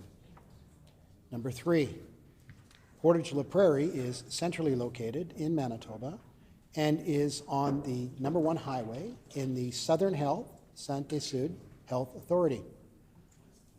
Currently, there is only one MRI machine in the RHA. Number four, an MRI machine located in the Portage Regional Health Facility will reduce transportation costs for patients, as well as reduce the burden on stretcher service and ambulance use. It will bring care closer to home and reduce wait times for MRI scans across the province. Number five, around Portage La Prairie are the Dakota Teepee, Dakota Plains, Sandy Bay, and Long Plains First Nation reserves. Indigenous peoples in Canada disproportionately face barriers in access to services and medical care. An MRI machine located in the Portage Regional Health Facility will bring care closer to their home communities and provide greater access to diagnostic testing.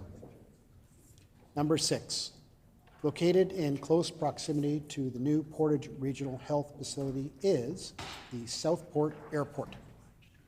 This aerodrome has a runway length that is more than adequate to support medical air ambulance services. This would provide the opportunity to transport patients by air from remote communities to access MRI imaging services.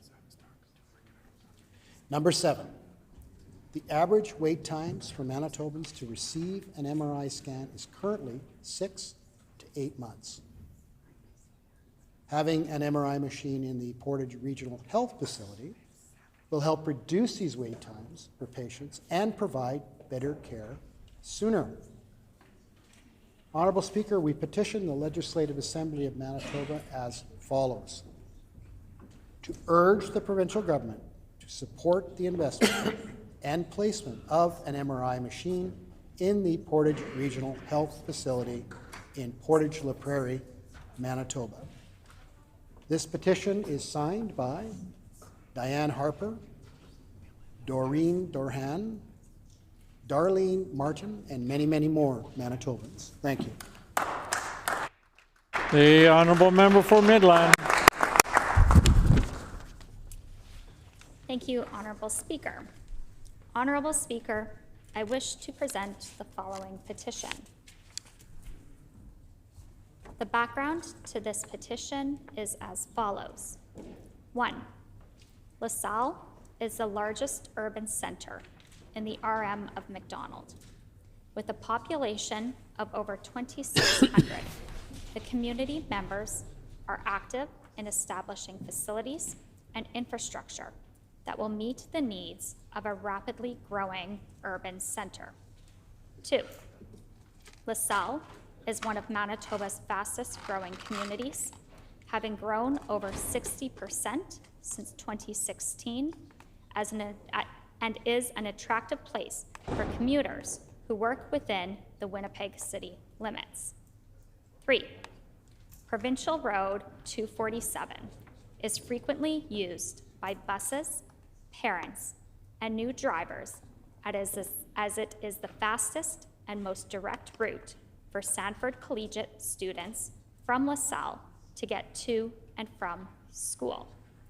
4, LaSalle and PR 247 can be dangerous to travel as it is located in a well-developed agricultural area, leading semi-trucks, large farm equipment, and machinery to use the narrow roadway.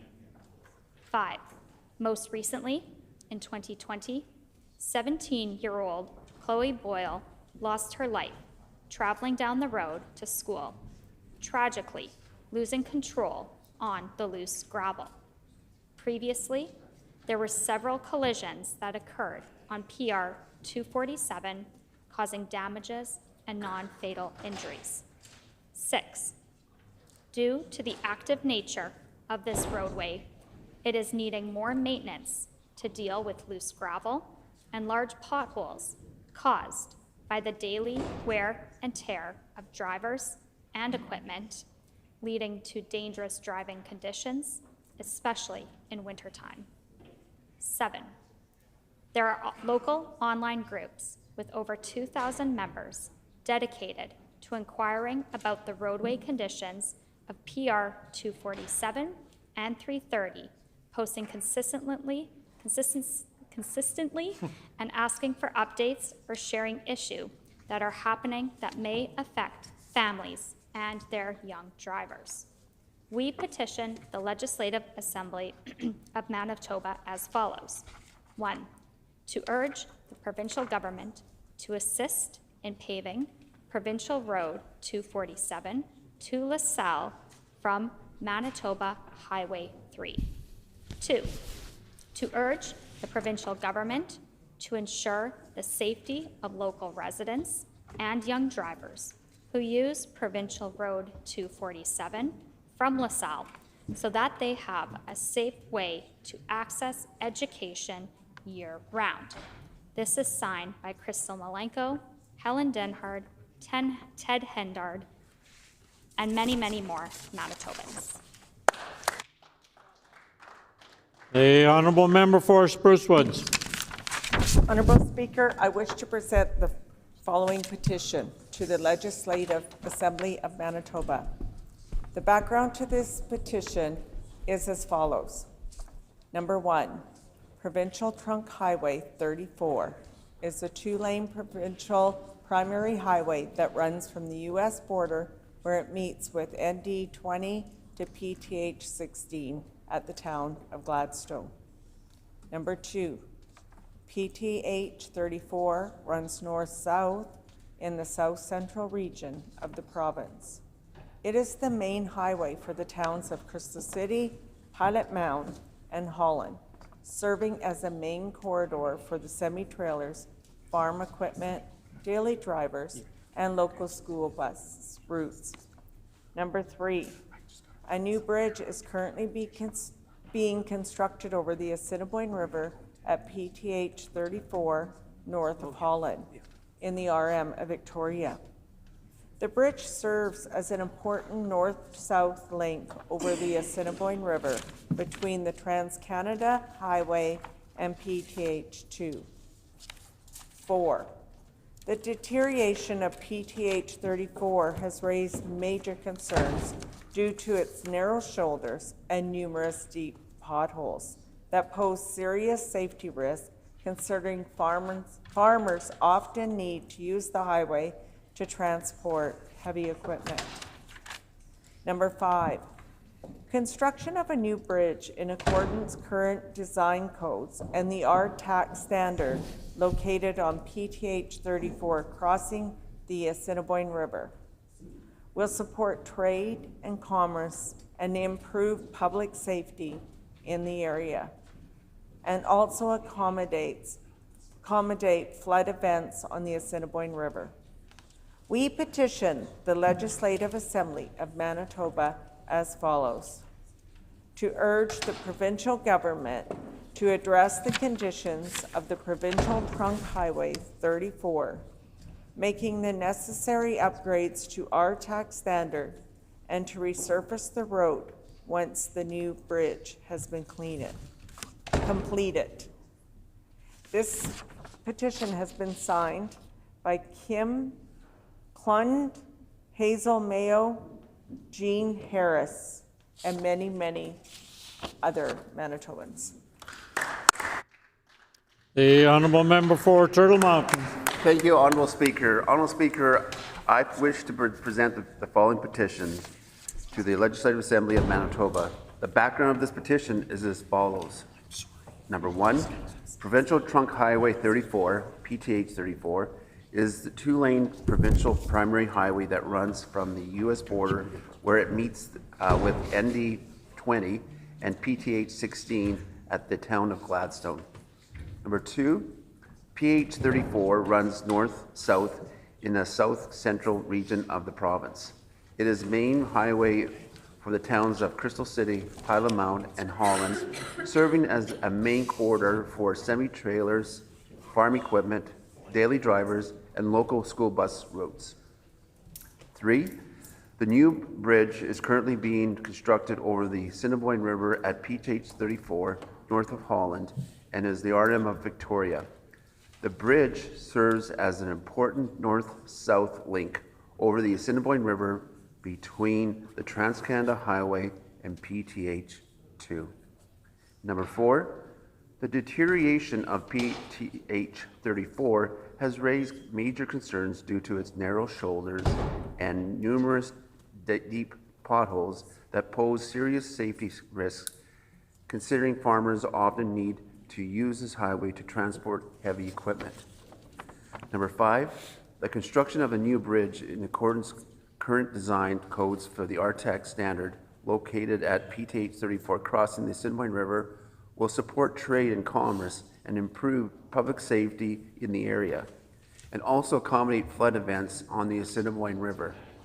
We petition the Legislative Assembly of Manitoba as follows: to urge the provincial government to address the conditions of Provincial Trunk Highway 34, making the necessary upgrades to RTAC standards, and to resurface the road once the new bridge has been completed.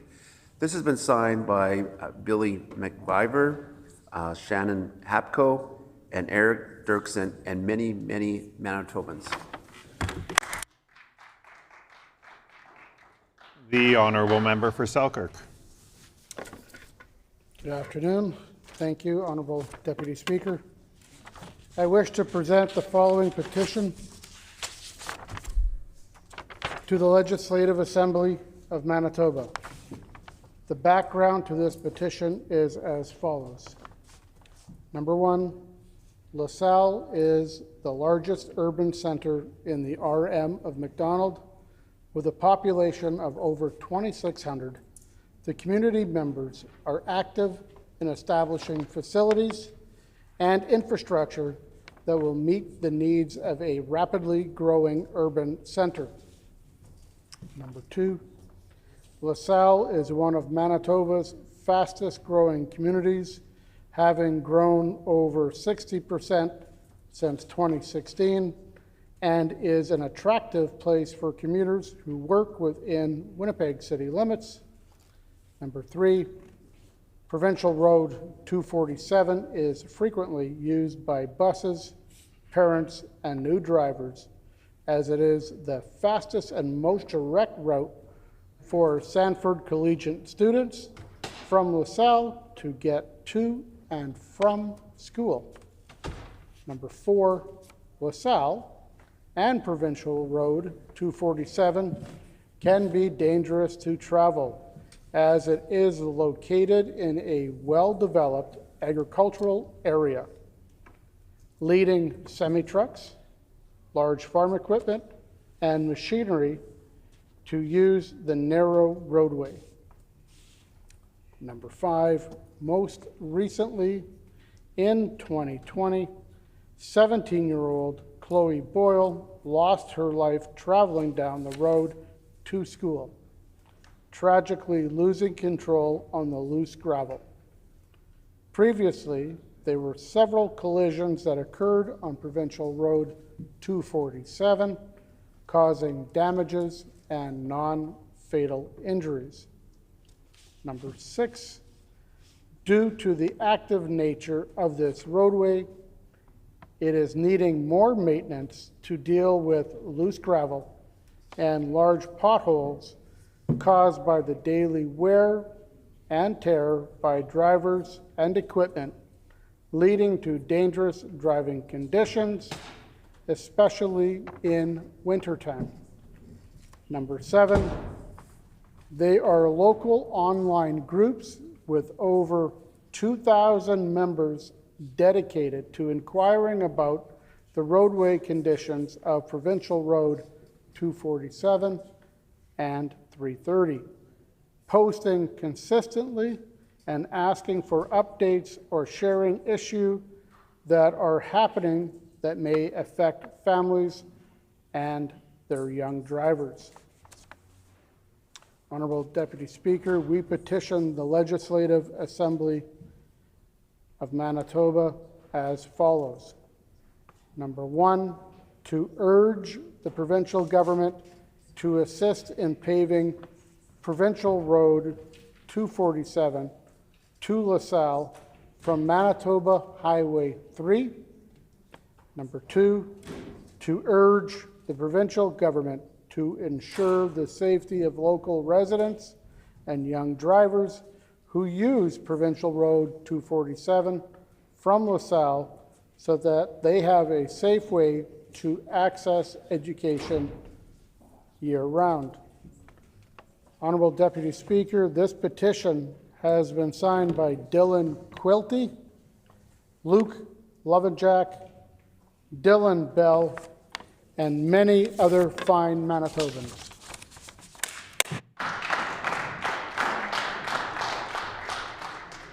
The Honourable Member for Rocky Mountains. Honourable Deputy Speaker, I wish to present the following petition to the Legislative Assembly of Manitoba. The background to this petition is as follows. 1, thanks to the investment made under our previous PC provincial government as part of the Clinical and Preventative Services Plan, construction for the new Portage Regional Health Facility is well underway. The facility and surrounding community would greatly benefit from added diagnostic machinery and equipment, but specifically the addition of an MRI machine. 2, an MRI machine is a non-invasive medical imaging technique that uses a magnetic field and computer-generated radio waves to create detailed images of organs and tissues in the human body. It is used for disease detection, diagnosis, and treatment monitoring. 3, Portage La Prairie is centrally located in Manitoba and is on the #1 highway in the Southern Health Santé Sud Health Authority.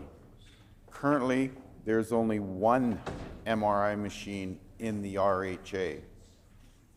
4, an MRI machine located in the Portage Regional Health Facility will reduce transportation costs for patients, as well as reduce the burden on stretcher service and ambulance use.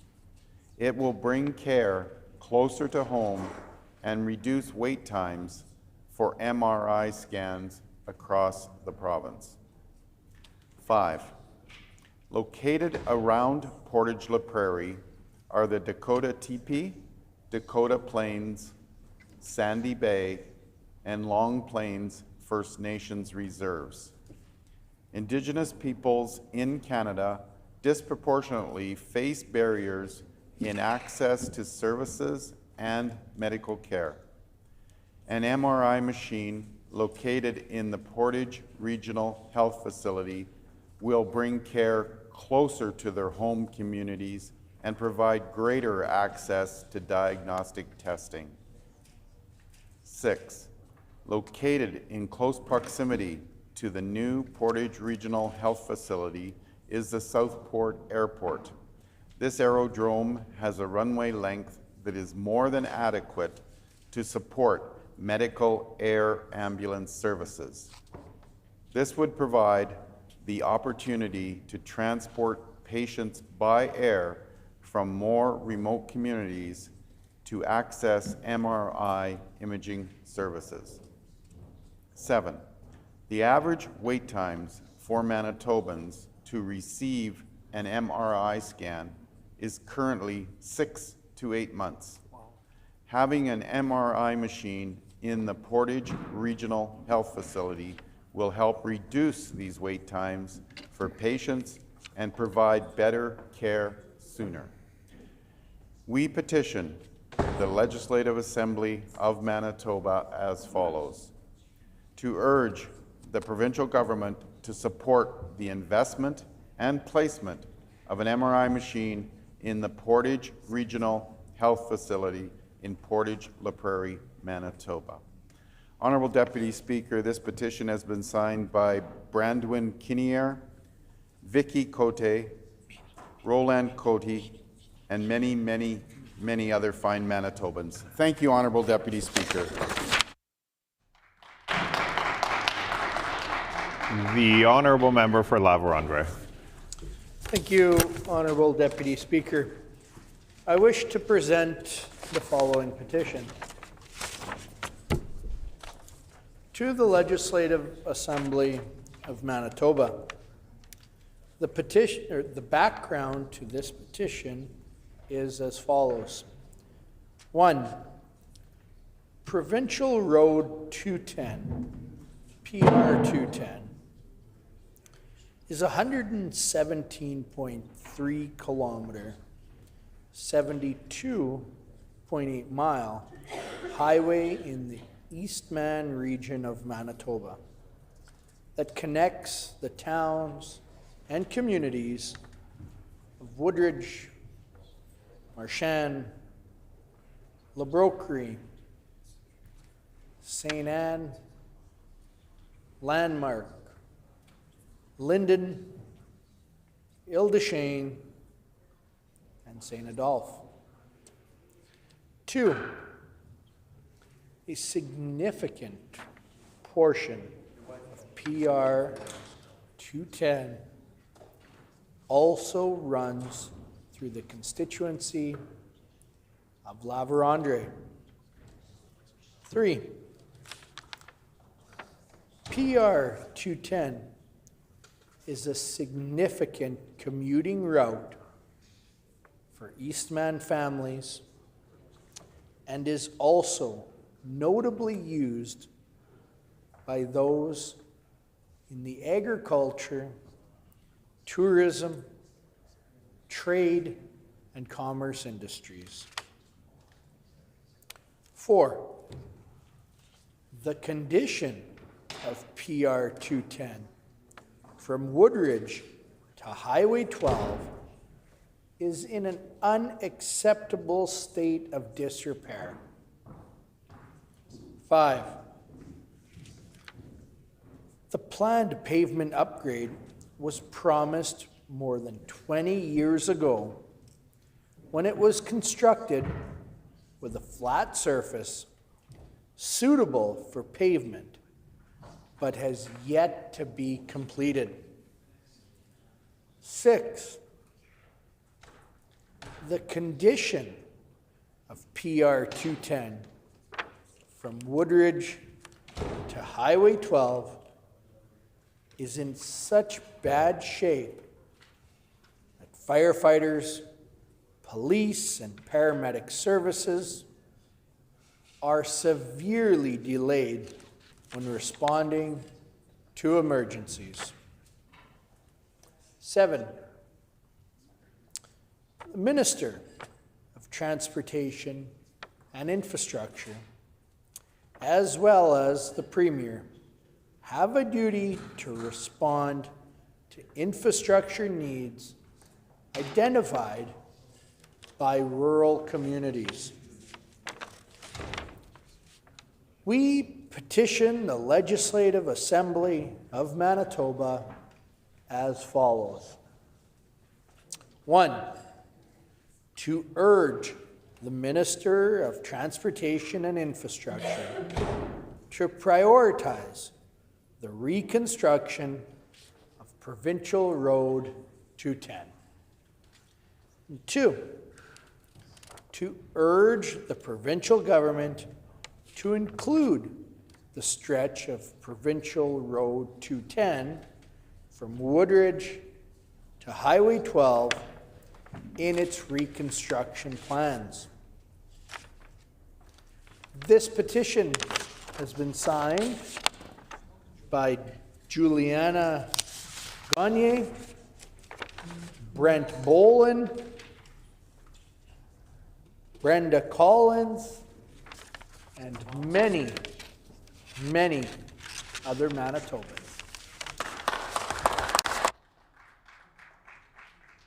The Honourable Member for Lakeside.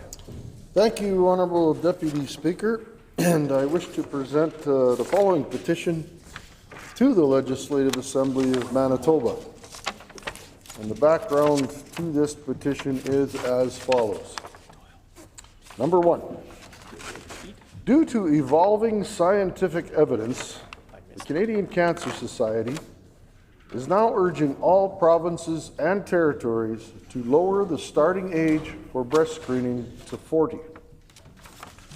Number 2, based off 2023 treatment standards, it is estimated that screening women annually for breast cancer starting at age 40 will save the Canadian healthcare system $460 million annually. Number 3, after non-melanoma skin cancers, breast cancer is the most common form of cancer among Canadian women. 1 in 8 Canadian women will be diagnosed with breast cancer during their lifetime, and 1 in 36 will die from it. This is 30,500 diagnoses and 5,500 deaths every year, and 84 diagnoses and 15 deaths every day. Number 4, early detection of breast cancer will lead to better outcomes in patients with better odds of survival and less severe cases. Women in their 40s who have access to mammograms have a 44% lower mortality rate from breast cancer than those who don't receive screening. Number 5, every other province and territory in Canada has already lowered the breast cancer screening age or announced their intentions to do so. Other provinces in Canada have already commenced the work of expanding screening programs and hiring additional technologists into their public health care system. Number 6, Manitoba is currently behind the rest of the country and has no formal plan to increase its screening capacity or lower the breast cancer screening age. Number 7, lowering the breast cancer screening age to 40 in Manitoba will reduce long-term costs to the healthcare system, because cancers that are caught earlier are typically less complicated to treat. We petition the Legislative Assembly of Manitoba as follows: to urge the provincial government to immediately put forward a plan to increase breast cancer screening capacity and lower the breast cancer screening age to 40. This petition has been signed by Bob Straub, Lydia Straub, and Jay Bezima, and many, many other Manitobans. Thank you, Honourable Deputy Speaker. The Honourable Member for Morden Winkler.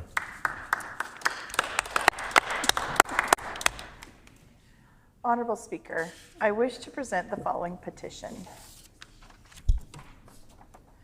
To the Legislative Assembly of Manitoba. 1. Beginning March 17, 2024, persons struggling with mental health as their sole condition may access medical assistance in dying unless Parliament intervenes. Number 2, suicidality is often a symptom of mental illness, and suicide is the second leading cause of death for Canadians between the age of 10 and 19. Number 3, there have been reports of unsolicited introduction of medical assistance in dying to non-seeking persons, including Canadian veterans, as a solution for their medical and mental health issues.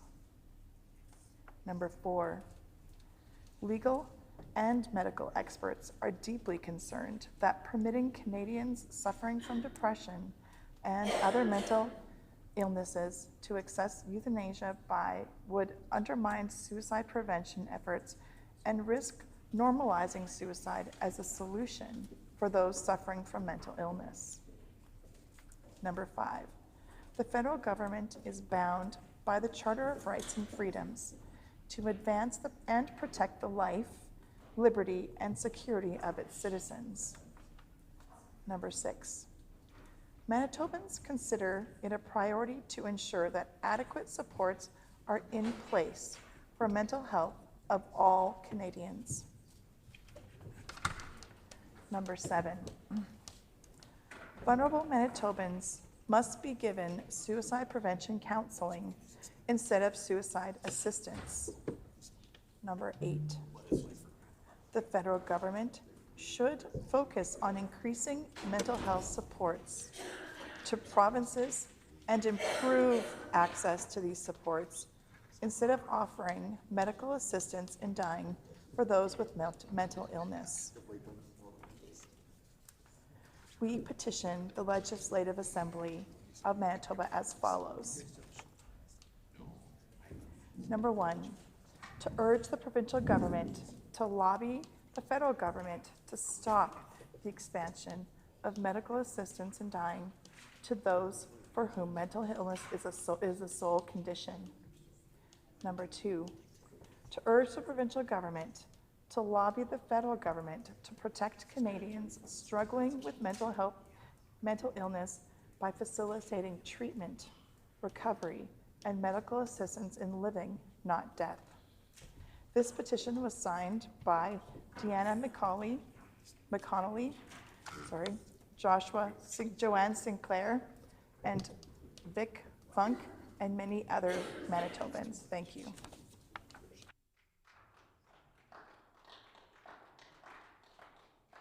The Honourable Member for Borderland. Honourable Speaker, I wish to present the following petition to the Legislative Assembly of Manitoba. The background to this petition is as follows. Number 1, thanks to the investment made under the previous PC provincial government as part of the Clinical and Preventative Services Plan, construction for the new Portage Regional Health Facility is well underway. The facility and surrounding community would greatly benefit from added diagnostic machinery and equipment, but specifically the addition of an MRI machine. Number 2, an MRI machine is a non-invasive medical imaging technique that uses a magnetic field and computer-generated radio waves to create detailed images of organs and tissues in the human body. It is used for disease detection, diagnosis, and treatment monitoring. Number 3, Portage La Prairie is centrally located in Manitoba and is on the #1 highway in the Southern Health Santé Sud Health Authority. Currently, there is only one MRI machine in the RHA.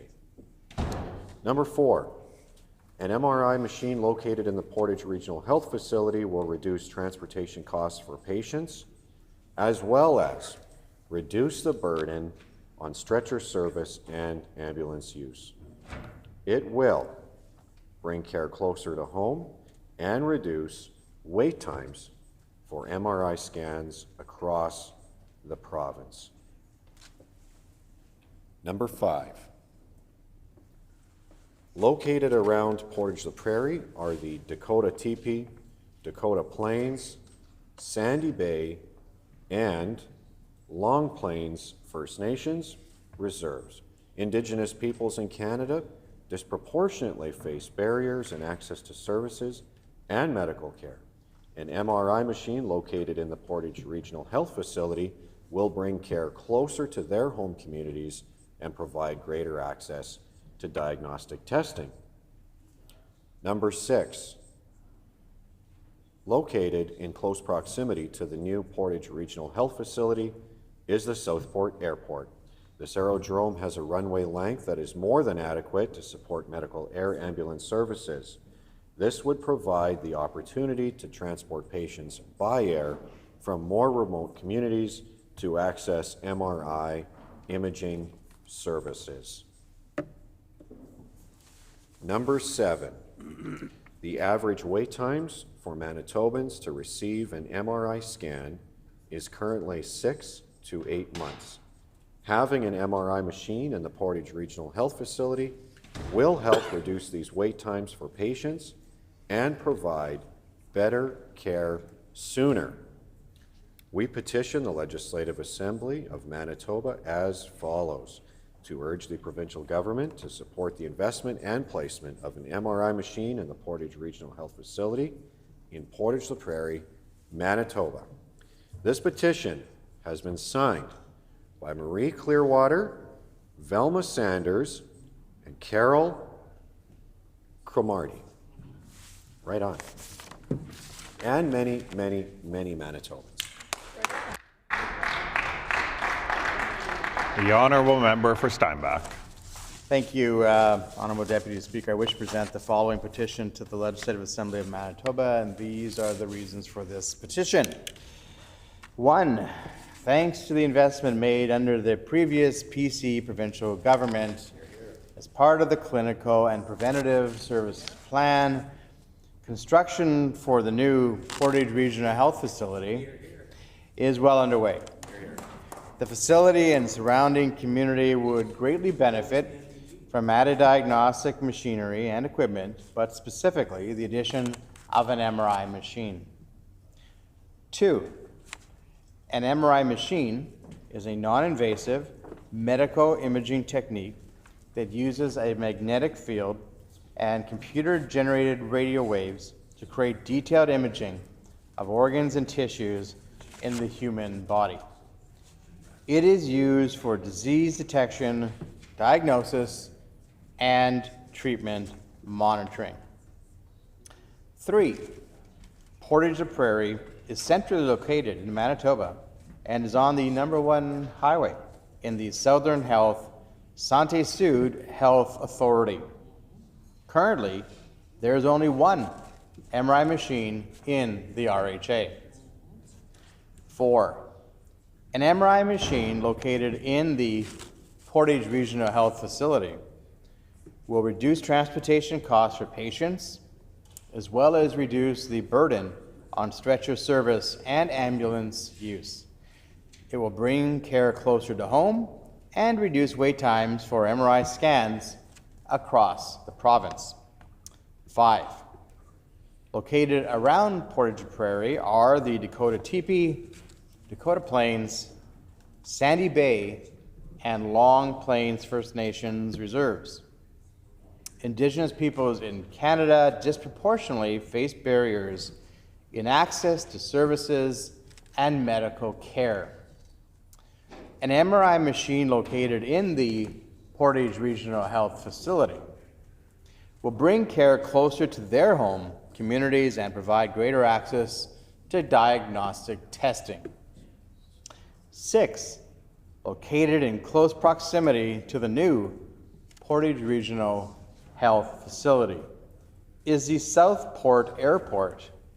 This aerodrome has a runway length that is more than adequate to support medical air ambulance services. This would provide the opportunity to transport patients by air from more remote communities to access MRI imaging services. 7, The average wait times for Manitobans to receive an MRI scan is currently 6 to 8 months. Having an MRI machine in the Portage Regional Health Facility will help reduce these wait times for patients and provide better care sooner. We petition the Legislative Assembly of Manitoba as follows: to urge the provincial government to support the investment and placement of an MRI machine in the Portage Regional Health Facility in Portage La Prairie, Manitoba. And Honorable Deputy Speaker, this petition is signed by Maureen Baum, Jim Baum, Jason Marchenkinko, and many other fine Manitobans. The Honourable Member for Lac du Bonnet. Thank you, Honourable Deputy Speaker. It's a great pleasure to rise today and present this petition to the Legislative Assembly. And the background to this petition is as follows.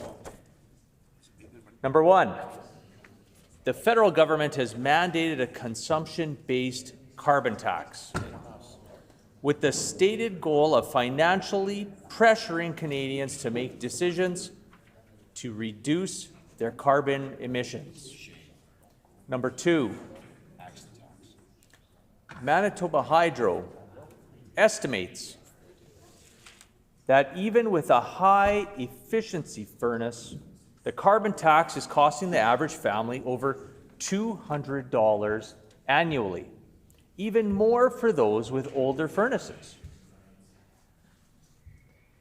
Number three, home heating in Manitoba is not a choice or a decision for Manitobans to make. It is a necessity of life with an average of almost 200 days below 0 degrees Celsius annually. Number four, the federal government has selectively removed the carbon tax off of home heating oil in the Atlantic provinces of Canada, but has indicated they have no intention to provide the same relief to Manitobans heating their homes. Number five, Manitoba Hydro indicates that natural gas heating is one of the most affordable options available to Manitobans.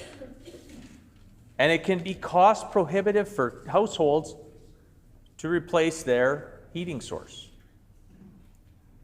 Number six, premiers across Canada, including in the Atlantic provinces that benefit from this decision, have collectively sent a letter to the federal government calling on it to extend the carbon tax exemption to all forms of home heating, with the exception of Manitoba.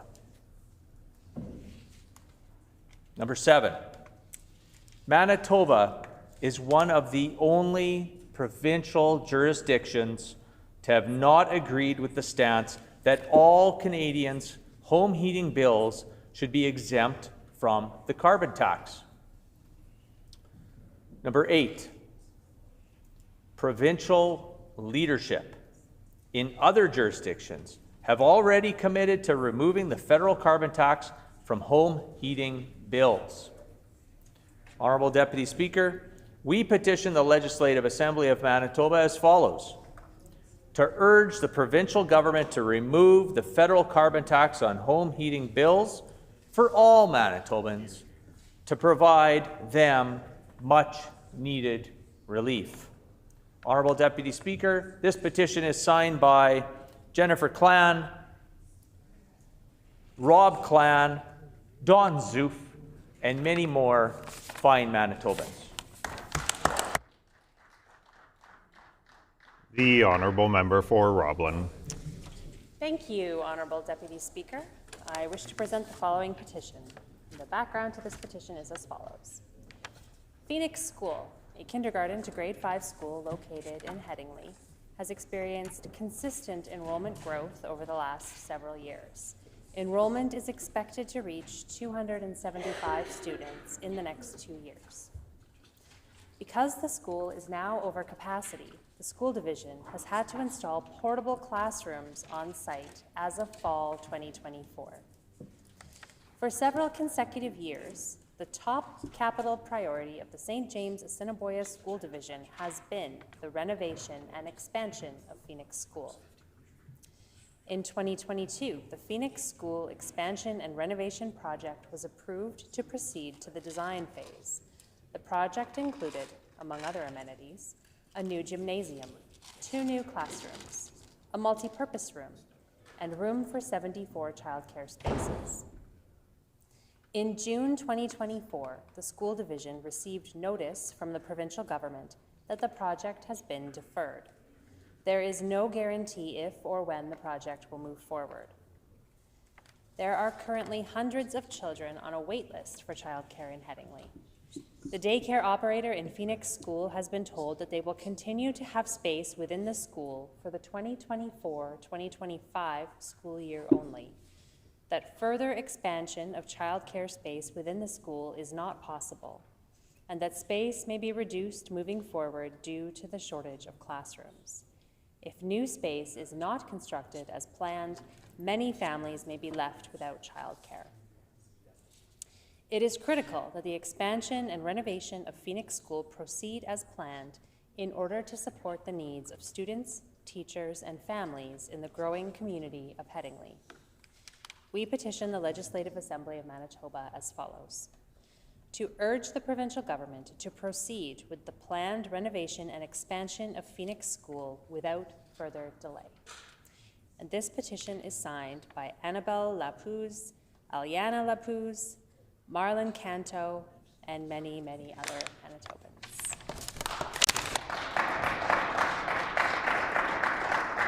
The honourable member for Agassiz. Thank you, Honourable Deputy Speaker. I wish to present the following petition. The background to this petition is as follows. Number 1, children with disabilities often require childcare beyond the age of 12. Children with disabilities aged 12 to 17 face a gap in publicly available care programs. Number 2, the current adolescent care service model creates undue hardship on caregivers. Number 3, while developing children may be entering into extracurricular activities, school clubs, or spending time with friends independently, children with disabilities have reduced opportunities for such social and recreational opportunities due to the lack of spaces. Number 4, the current self-managed adolescent care models place additional workloads onto already stressed families, requiring parents to seek all alternative options and prove their need for care. Number 5, the current adolescent care system, as part of overall respite and support available to families, is failing families of children with disabilities, as identified in the Manitoba Advocate for Children and Youth's Bridging the Gaps report. Number 6, to date, none of the 9 recommendations it contains have been completed beyond 50%. Number 7, the recommendations in this report touch on many of the issues facing families, with adolescent care being but a small component of their overall needs. We petition the Legislative Assembly of Manitoba as follows. Number 1, to urge the provincial government to fully implement recommendations in the Bridging Gaps report. Number 2, to urge the provincial government to immediately implement official policies and procedures that are more respectful and collaborative, which also minimize harm faced by families seeking help from Children's Disability Services. Number 3, to urge the Minister of Families to arrange for a full review of employment supports provided by Children Disability Services for children with disabilities aged 12 to 17, including direct consultation with impacted families, and to explore a full spectrum of options to support families, empowering them to choose solutions that best fit their needs. This petition is signed by Jolene Walter, Graham Walter, Sherry Hinchcliffe, and many, many more Manitobans. Thank you, Honourable Deputy Speaker. The Honourable Member for Portage-La Prairie. Thank you, Honourable Deputy Speaker. I wish to present the following petition. The background of this petition is as follows. Number one, thanks to the investment made under the previous PC provincial government as part of the Clinical and Preventative Services Plan, construction for the new Portage Regional General Health Facility is well underway.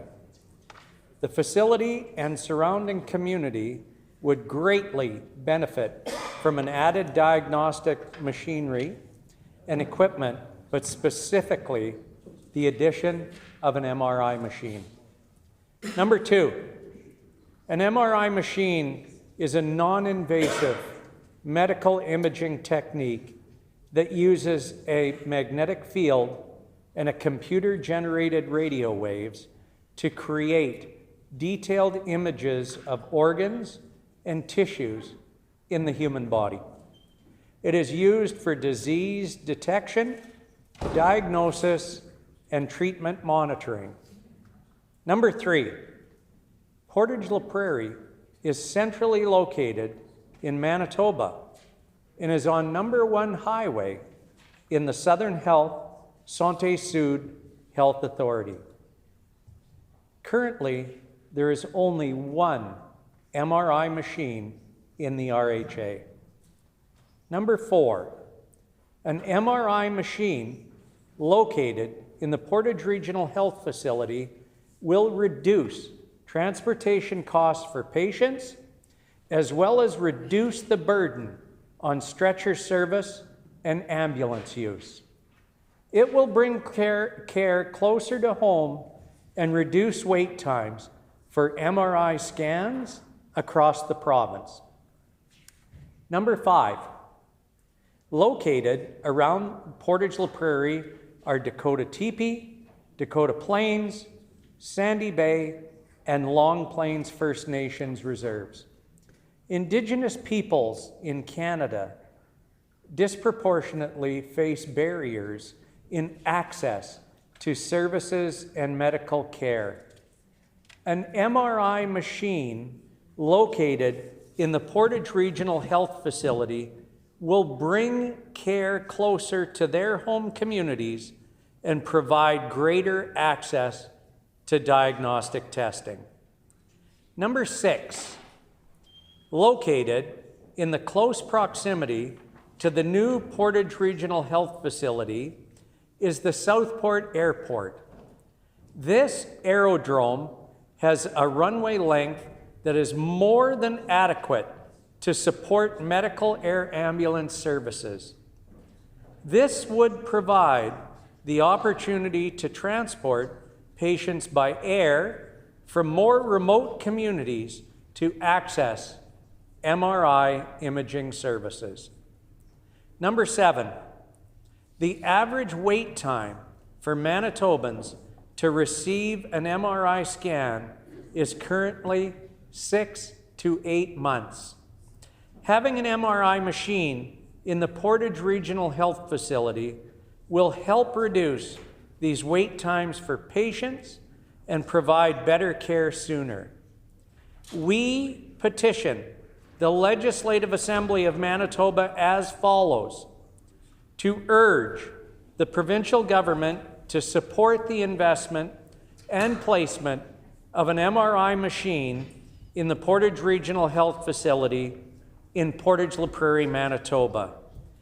This has been signed by Janice Kelly, Betty Seaver, Riley Wiebe, and many, many more Manitobans. Thank you, Honourable Deputy Speaker. The Honourable Member for Brandon West. Thank you, Honourable Speaker. I wish to present the following petition to the Legislative Assembly of Manitoba. The background to this petition is as follows. Number one, Kelly Verway, a beloved young woman from Portage-La Prairie, Manitoba, was tragically killed in a car crash caused by a repeat violent offender with a long criminal history. Number two, despite repeated violations of his bail conditions, the offender was free to roam the streets and to ultimately claim Kelly's life. This tragedy was entirely preventable. Number three, while the criminal code falls under federal jurisdiction, provinces have been given the responsibility for the administration of justice, allowing for meaningful provincial action on bail reform to ensure public safety. Number four, other provinces have taken proactive steps to strengthen bail enforcement. But Manitoba has not yet used all the available tools to address this issue efficiently. Number five, the provincial government has the ability and the responsibility to advocate for and implement measures that protect its citizens by ensuring that repeat violent offenders are not released into our communities without proper safeguards. Number six, immediate action is required to close gaps in the justice system that allow dangerous criminals to remain free, which puts innocent Manitobans at risk. We petition the Legislative Assembly of Manitoba as follows. One, to urge the provincial government to take immediate and decisive action on bail reform and to address serious deficits in enforcement by utilizing all available provincial mechanisms to strengthen warrant enforcement, increasing bail supervision, and opposing release of offenders, thus ensuring that repeat violent offenders are held accountable and that the public safety is prioritized over leniency. And number two, to urge the provincial government to lobby the federal government to immediately repeal provisions of the criminal code that allow for the continued victimization of law-abiding Manitobans while granting repeat offenders additional rights. And Honourable Deputy Speaker, this petition was signed by Linda McDonald, Carol Dawn Smith, Tracy Hales, and many, many other fine Manitobans. Thank you, Honourable Deputy Speaker.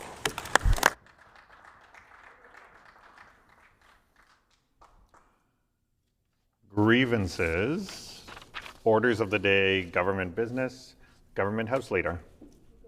Deputy Speaker, could you please call report stage amendments for Bill 48, the Protective Detention and Care of Intoxicated Persons Act, followed by calling the start of concurrence and third reading of Bill 48, the Protective Detention and Care of Intoxicated Persons Act.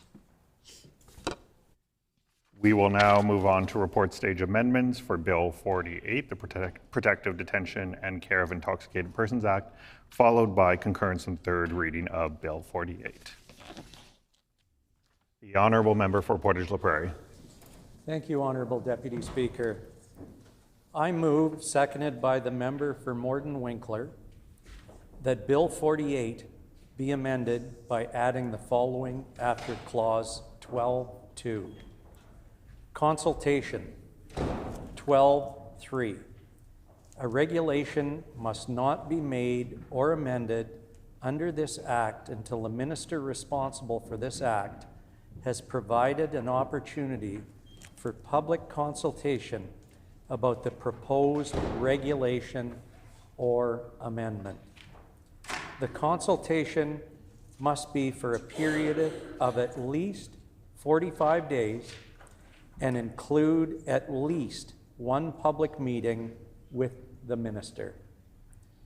Regulation that designates protective care centers, 12.4.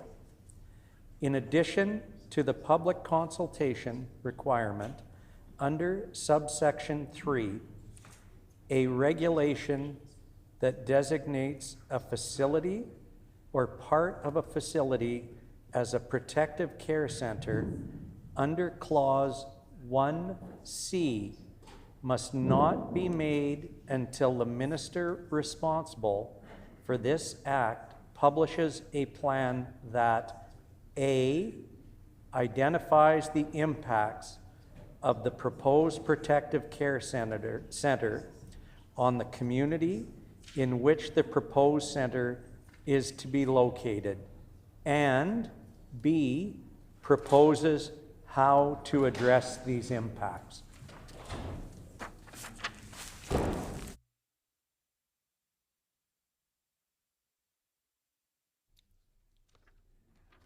So there was a slight mistake in the reading out, so I'd ask for leave for the amendment to be considered as written. Is there leave? It has been moved by the member for Portage La Prairie and seconded by the member for Morden Winkler that Bill 48 be amended by adding the following after clause 12 bracket 2, consultation 12 bracket 3. A regulation must not be made or amended under this act until the minister responsible for this act has provided an opportunity for public consultation. Dispense.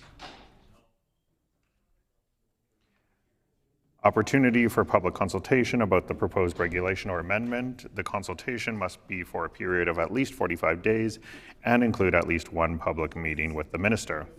Regulation that designates protective care center, 12 bracket 4. In addition to the public consultation requirement under subsection 3, a regulation that designates a facility or part of a facility as a protective care center under clause 1C must not be made until the minister responsible for this act publishes a plan that A, identifies the impact of the proposed protective care center on the community in which the proposed center is to be located, and B, proposes how to address these impacts.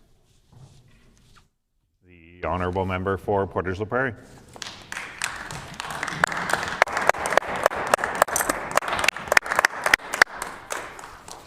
Apologies, the amendment is in order. The honourable member for Portage La Prairie.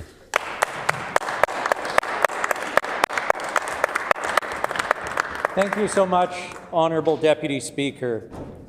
I rise today to speak to the amendment I have brought forward to Bill 48, the Protective Detention and Care of Intoxicated Persons Act. This amendment speaks to one thing above all else: public consultation. It says, quite simply, that the government must listen to Manitobans before acting. I'd like to point out before I go further that neither the Premier or the Minister have risen to address any of these amendments. Before any regulation is made under this Act, and before any facility is designated as a protective care centre, the Minister must open a public consultation process for at least 45 days, must hold a public meeting, and must publish a community impact plan showing how the new centre will affect the neighbourhood and how those impacts will be addressed. This is not radical. This is responsible government. One of the concerns we see, and again, the reason for this amendment, is over the last 2 days, the Premier has referred to, instead of protective care units, as being sobering sites. I had the opportunity to speak to an RCMP officer last night, and he mentioned to me that a sobering site is no more than 4 walls with a door and a very small window and that is no way to protect anyone's mental health. Honorable Speaker, the need for this amendment arises from what has already gone wrong with Bill 48. Let's be honest about what's happened here. After the bill briefing, there was very little content. Members were told almost nothing but how a protective care centers would operate. The word sobriety centers I never heard once. Who would run them or where would they be located? I've never heard anything about rural Manitoba in this bill either. Then, when Bill 48 went to committee, Manitobans were cut off over and over. They signed up to speak. They were there for over 6 hours and they were cut off, and their voices were never heard and have not been heard. This is not consultation. This is the opposite of a consultation. Honorable Speaker, Manitobans deserve more than a headline. They deserve to understand what this new model of care means for their communities, their safety, and for their loved ones.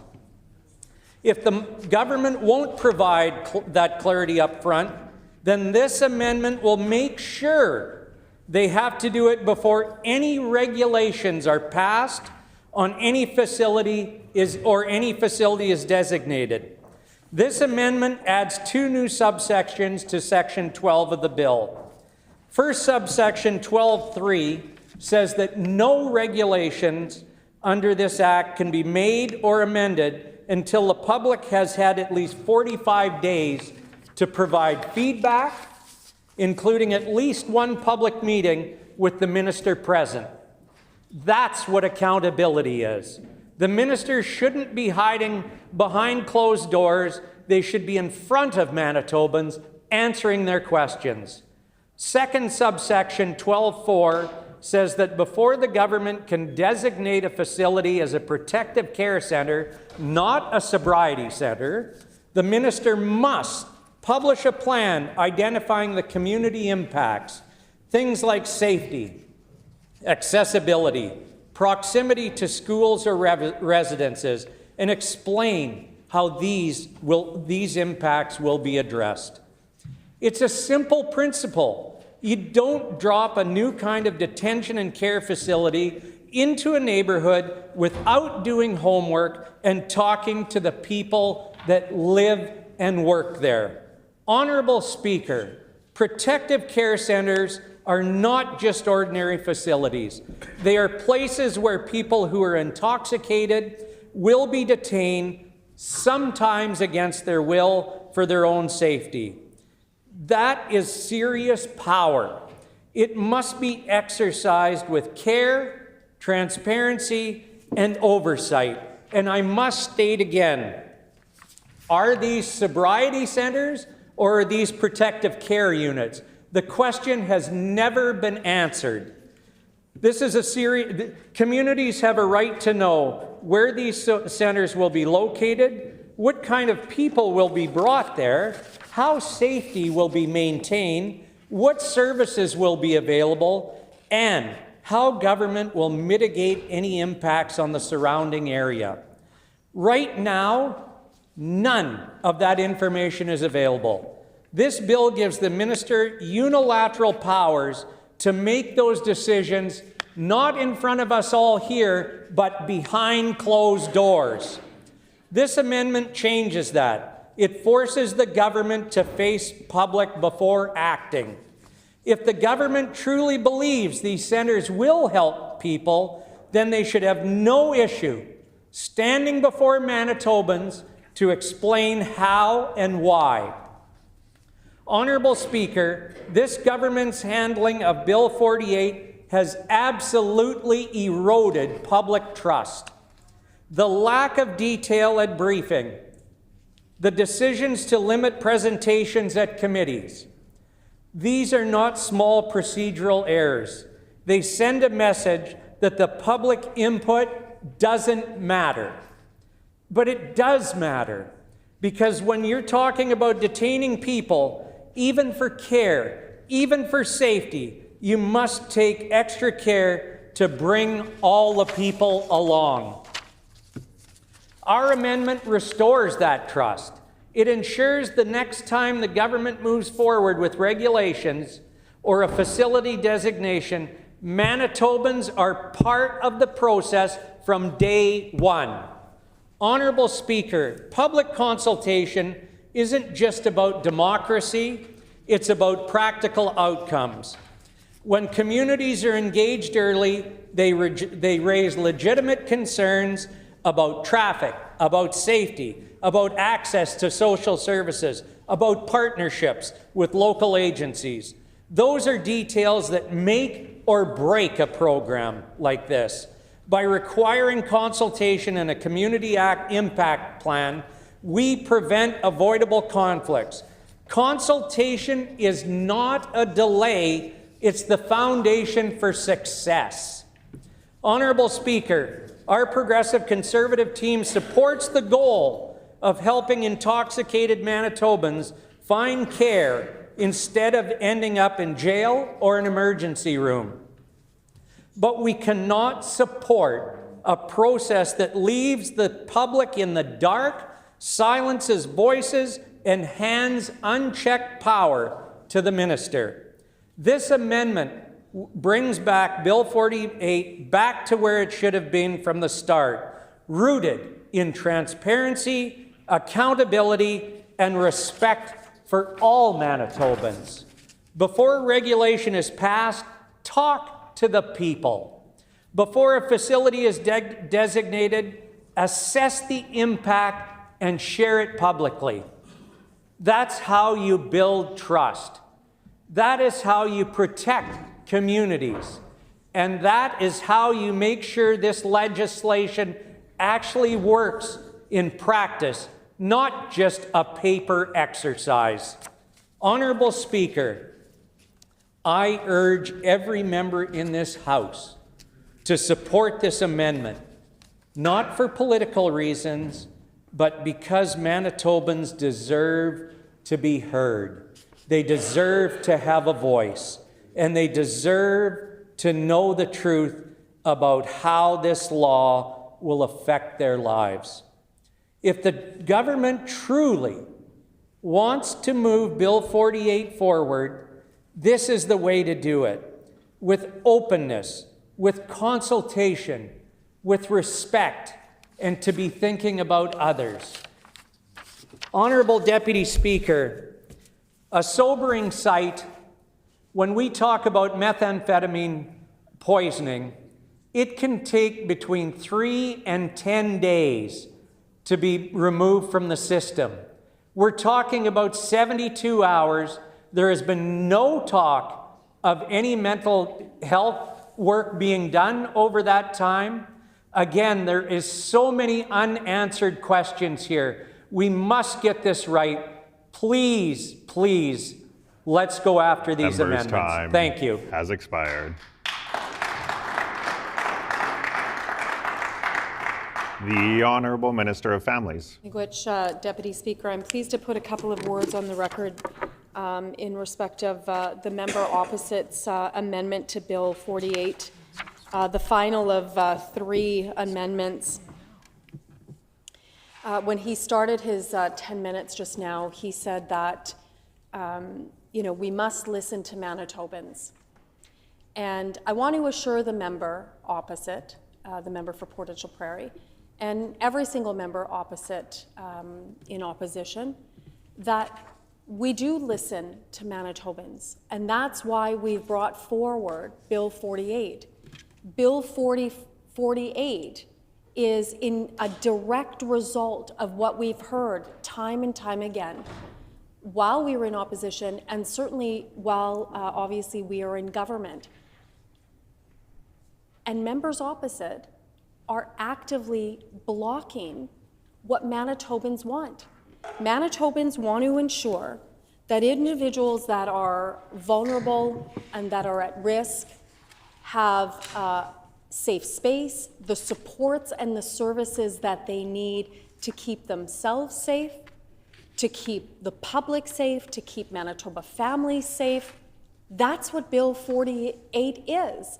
And so when members opposite, or when the member for Portage La Prairie gets up and says we need to listen to Manitobans, the only ones in this chamber that need to listen to Manitobans are every single member opposite, who are actively making $106,000 a year, and to do nothing. To do nothing. And I know the member opposite, in his typical misogyny, wants to yell out that I don't understand math. It's fine, whatever. Let him continue to speak. But it will be on the permanent record that members opposite, while they're collecting a salary of $106,000, are sitting on their hands, and like when they were in their failed government, bury their head in the sand and act as if the things that are going on the streets are not happening. I don't see anything. I don't want to know anything. But what I will do is I will block the bill. That's what they're doing. So they're collecting a significant salary to do nothing, to do absolutely nothing. And I want to just acknowledge the Minister for Housing, Addictions and Homelessness. I take great exception to the member for Portage La Prairie standing up in this chamber and saying that the minister actively blocked debate in standing committee. It's completely disingenuous and erroneous to put that on the record. There's rules. There's rules to this chamber. There's rules to the way that standing committee operates. And they operated within the rules of standing committee. And in fact, while the member for Portage La Prairie has the audacity to get up and to put erroneous facts in respect to the minister on the record, called lies, she took abuse that whole night of standing committee. She took abuse over abuse over abuse.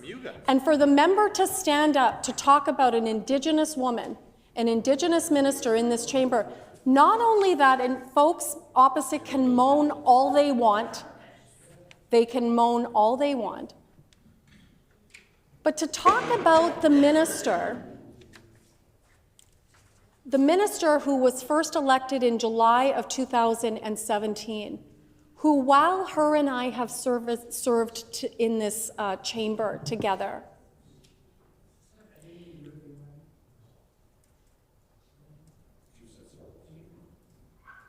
in fact, it does. If the member for La Vérendrye would just be quiet and listen. The minister responsible for addictions has lost several family members to overdose. And I know that members opposite think that's funny. And so it's completely disingenuous and disrespectful for any single member to get up and to question the commitment and dedication of the minister responsible, who has lost members of her family to addiction.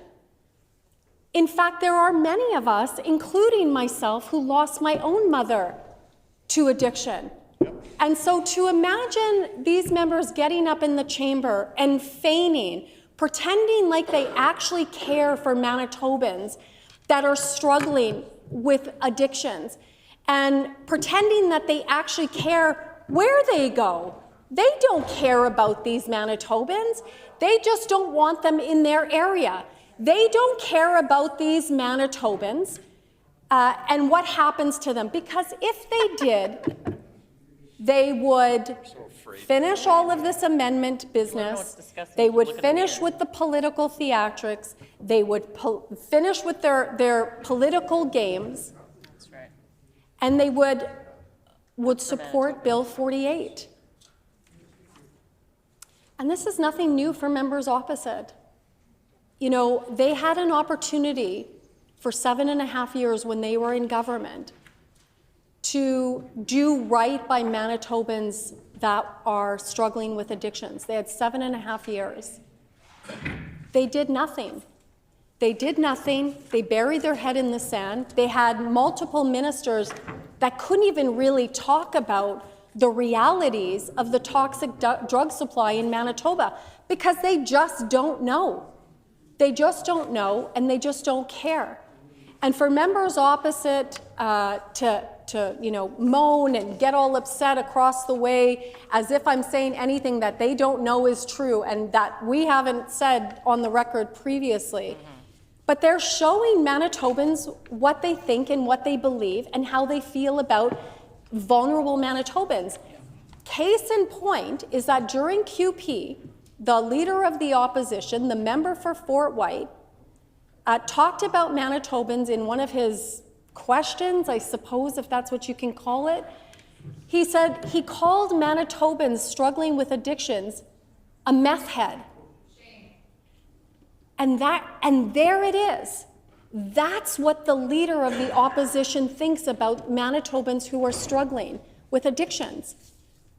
Degrading, disrespectful language about people that are struggling, the most vulnerable among Manitobans, that we have a responsibility, all of us that are elected, minister or not, in this chamber to do what is in the best interest to make sure that they're safe, that they get the supports and the services that they need, and that Manitobans are safe. And so I think it's important for Manitobans to know that members opposite make $106,000 to do nothing, to block bills, to block very important bills that will ultimately save lives and keep Manitobans safe. That's what they're doing. So I encourage members opposite to start thinking for themselves and to go back to their leader, who again, and the Premier said it, if the leader of the opposition is making this about the Premier, which is utterly ridiculous and just highlights how incredibly inapt he is to do his job, the Premier will leave. He won't be in the chamber for the vote. If that's what it's going to take for members opposite to support Bill 48, the Premier will gladly sit outside the chamber and let them vote. If that's what it comes down to, that this leader of the opposition, this man, lets his ego so much influence what he does, which, by the way, the leader of the opposition makes an additional, I think, $50,000 or $60,000. So he's making like $160,000 to block legislation. I'll encourage the member to bring it back to the amendment. The Honourable Government House Leader. To block legislation that is so important in the lives of Manitobans struggling with addiction and in the lives of Manitobans to keep Manitobans safe. If that's what it takes, if his ego needs the Premier to be outside the chamber to support Bill 48, the Premier will do it. So I encourage members to start earning their pay, stop sitting on their hands, stop burying their heads in the sand, and actually do what they're elected to do, which is put the best interests of Manitobans and our province and support Bill 48.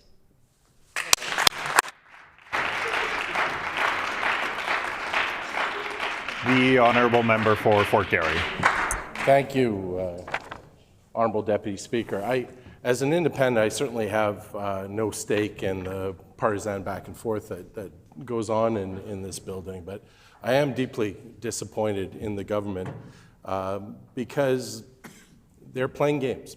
They're not. This is stop being about Manitobans, and this is about the Premier's ego, him making these grandiose commitments, and he wants to share this at an NDP gala, and so he creates an artificial deadline, and he's trying to bully it through the legislature.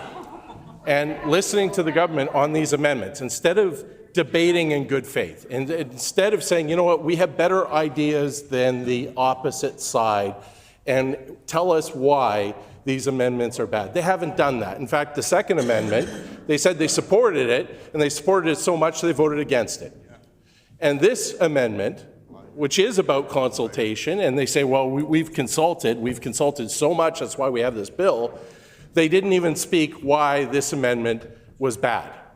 So if the government loves consultation, if the government believes in consultation, then support this amendment. But it's not about that. They're not arguing in good faith. I mean, it's a pretext, and there's incredibly disingenuous games being played on the other side. So we had to sit through 10 minutes of the absolute most shameful grievance politics that you can imagine, where the MLA from St. John's refused to even engage in an intellectual debate and just rattled off, various grievances that she has.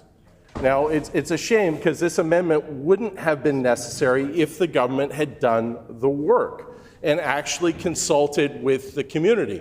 Now, we heard at committee, every single presenter at committee, even the ones that were open to a jail in Point Douglas, was against this. And the reasons they stated was that this was too important to rush, that the work hadn't been done, the details could not be articulated by the government, and still can't be articulated by the government. So the government wants to pass legislation that will open up new jails across Manitoba, and they do not want to have a discussion about it or be held to account. That's a problem, because the people of Point Douglas were never consulted. In fact, we know through the licensing section of the City of Winnipeg that this government has been planning this for a long time. That they had, I assume, spent millions on this facility at 190 Disraeli, and nobody was told about it. Nobody was informed that this was coming, and then they come last minute with this bill, and they create an artificial deadline, they create this artificial panic that somehow the world is going to end if Manitoba legislature doesn't do its job properly, doesn't vet legislation properly, and doesn't get it right. Well, if you're confident about your ideas, if you are confident about what you're doing, you don't behave like that. You let the people of Point Douglas know for years or for months that this is coming. You go into the community, you find out what they're concerned about, and you address it. But we didn't see that. We didn't see, after the committee hearings, this government take any of the comments seriously, even the presenters who were actually warm to this idea. They had suggestions, and none of that was incorporated by the government. The government didn't bring any amendments forward to address the concerns from the committee. And then when the opposition brings forward, which are actually quite frankly, reasonable amendments that should have been in the original draft of the bill, really not controversial at all. I mean, who's against accountability? Who's against, consultation? But apparently this government is. Apparently that's a step too far for this government. But the government won't even respect Manitobans enough to state on the record why consultation is bad, why they're opposed to having Manitobans asked what they think of protective care centers being placed in their neighborhood. And that's the point. It's very easy for the Premier to do this to other neighborhoods. But you do not see the Premier suggesting that this protective care center be popped up next to his Crescentwood mansion. No, but it is okay for this facility to be placed in the community of Point Douglas when they have spoken loudly saying they do not want it, that they are tired of being a dumping ground for Manitoba's social problems, that they have enough to deal with, and they do not need more in that community, and the rest of the province has to share the burden, and it shouldn't fall exclusively on the people of Point Douglas. Yet this government has had no response. They've had absolutely no response to the people of Point Douglas, who said, hey, enough. They've not addressed their safety concerns. They haven't addressed and this is not a new situation, they have these facilities across the country, and we know that there are collateral consequences when you put these facilities into a neighborhood, that it becomes a magnet for crime. The drug dealers are there to service a market, and they will come into a neighborhood in order to serve where the addicts are. We also know that if you do something as coercive as forcing somebody to abstain, that is incredibly dangerous, both on a health basis, that's what the psychiatrists and the doctors tell us, because 72 hours of forced abstention, when you don't want to do it, you get released, you need to immediately find some source of drugs to deal with your drug sickness, because you will need a fix right away in order to survive. It will become a life and death issue for you. You will be desperate, and you will do desperate things. And you will do things desperately in the most immediate surroundings, which is just outside the door of one of these jails. You will go into the neighborhood and you will commit property crimes, or worse yet, commit violence, in order to get the resources to pay for the drug dealers to get that fix that you need, because 72 hours is a long time to force an addict not to get what they would view as their medication. And then you have the problem of you've now also brought in the criminal element into that community to service that client base, and there are further consequences to that community. That's funny, coming from the Justice Minister about who's on the right. The reality is... Order, please. The Honourable Minister of Justice. Both member for Fort Garry has the floor. Thank you. The reality is that this government hasn't addressed the safety concerns of Point Douglas. They haven't examined them, they haven't put a plan in place, and the people of Point Douglas are concerned, and they have not been consulted. So, order, please. The Honourable Minister of Justice needs to come to order. The Honourable Member for Fort Garry. Thank you. And I appreciate that, Honourable Speaker, and you can see the Minister of Justice is ignoring you once again and showing his contempt for the chair, and that's par for the course, because this is the same minister who wants to ram through Bill 48 and is also showing contempt for the people of Point Douglas. So this attitude seems to run deep with the front bench of this government, this general contempt for the people of Manitoba and for their views and their concerns, and how hostile their reaction is when a simple amendment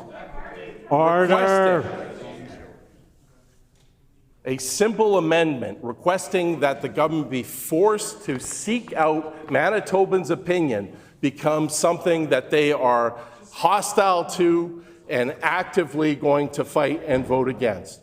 And I think it will be very telling this afternoon when this amendment comes to vote, and all these ministers will stand up and show their true colors, whether they respect the people of Point Douglas or not, whether they actually believe in consultation, and whether or not they feel that they have a duty as MLAs to listen to Manitobans. But the reality is, this is a jail.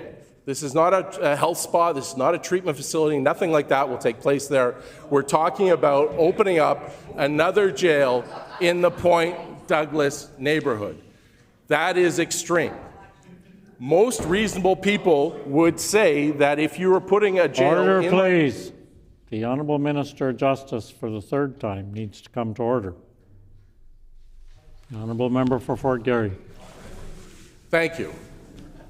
So it would be reasonable to have a say in whether a jail goes into your neighborhood, whether it's next to your kid's child care center or whether it's next to your children's school. The Honourable Member's time has expired.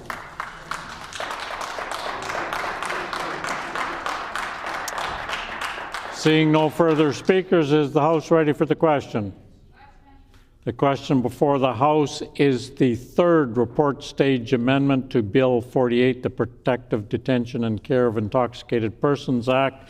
Is it the pleasure of the House to adopt the motion? I hear a no. All those in favor, please say aye. Aye. All those opposed, please say nay. Nay. I believe the nays have it. The Honourable Opposition House Leader. I request a recorded vote, please. A recorded vote has been requested. Please call in the members.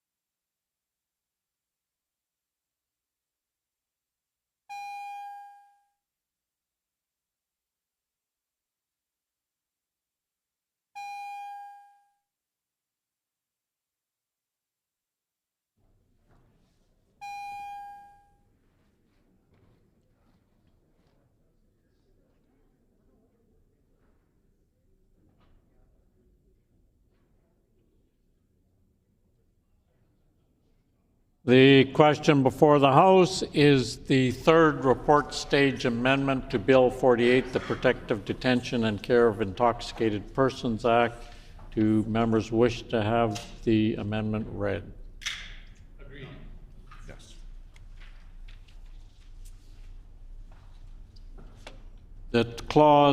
That Bill 48 be amended by adding the following after clause 12 bracket 2, consultation 12 bracket 3, a regulation must not be made or amended under this act until the minister responsible for this act has provided an opportunity for public consultation about the proposed regulation or amendment. Consultation must be for a period of at least 45 days and include at least one public meeting with the minister. Regulation that designates protective care center 12 bracket 4 in addition to the public consultation requirement under subsection bracket 3, a regulation that designates a facility or part of a facility as a protective care center under clause 1C must not be made until the minister responsible for this act publishes a plan that A, identifies the impacts of the proposed protective care center on the community in which the proposed center is to be located, and B, proposes how to address these impacts. All those in the chamber in favor of the motion, please rise. Okay. Mr. Khan, Mr. Khan, Mr. Johnson, Mr. Johnson, Mrs. Stone, Mrs. Stone, MLA Bariza, MLA Bariza, Mrs. Cook, Mrs. Cook, Mr. Narth, Mr. Narth. Miss Laughlin, No. oh, sorry, Byram.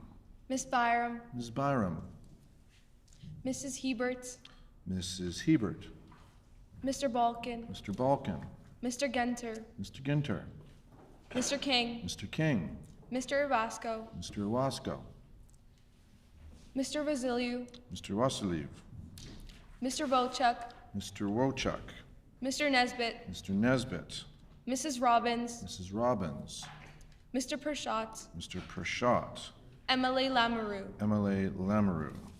All those in the chamber opposed to the motion, please rise. Okay. Honorable Mr. Canoe, Honorable Mr. Canoe, Honorable Minister Fontaine, Honorable Minister Fontaine, Honorable Minister Schmidt, Honorable Minister Schmidt, Honorable Mr. Wiebe, Honorable Mr. Wiebe, Honorable Minister Asaguara, Honorable Minister Asaguara, Honorable Minister Sala, Honorable Minister Sala, Honorable Mr. Costishan, Honorable Mr. Costishan, Honorable Ms. Smith, Honorable Ms. Smith, Honorable Mr. Bushy, Honorable Mr. Bushy, Honorable Mr. Simard, Honorable Mr. Simard, Honorable Minister Marcelino, Honorable Minister Marcelino, Honorable Minister Kennedy, Honorable Minister Kennedy, Honorable Mr. Moses, Honorable Mr. Moses, Honorable Minister Cable, Honorable Minister Cable, Honorable Minister Naylor, Honorable Minister Naylor, Honorable Minister Sandhu, Honorable Minister Sandhu, Honorable Mr. Moyes, Honorable Mr. Moyes, Honorable Minister Morose, Honorable Minister Morose, MLA Malloway, MLA Malloway, MLA Corbett, MLA Corbett, Mr. Blaschko, Mr. Blaschko, MLA Chen, MLA Chen, MLA Pankratz, MLA Pankratz, MLA Devgan, MLA Devgan, MLA Compton, MLA Compton, Mr. Oxenham, Mr. Oxenham, MLA Loisel, MLA Loisel, MLA Dela Cruz, MLA Dela Cruz, Mrs. Schott, Mrs. Schott, Mr. Broad, Mr. Brar, MLA Cross. MLA Cross. We will now conduct the roll call, the alphabetical roll call of members participating virtually, and I remind the members to clearly vote with either I vote yes or I vote no. Unmute their mic only when they're recognized and then immediately mute it again. The page will now conduct the vote. Mr. Wharton, I vote yes. Mr. Wharton votes yes. First time, well done.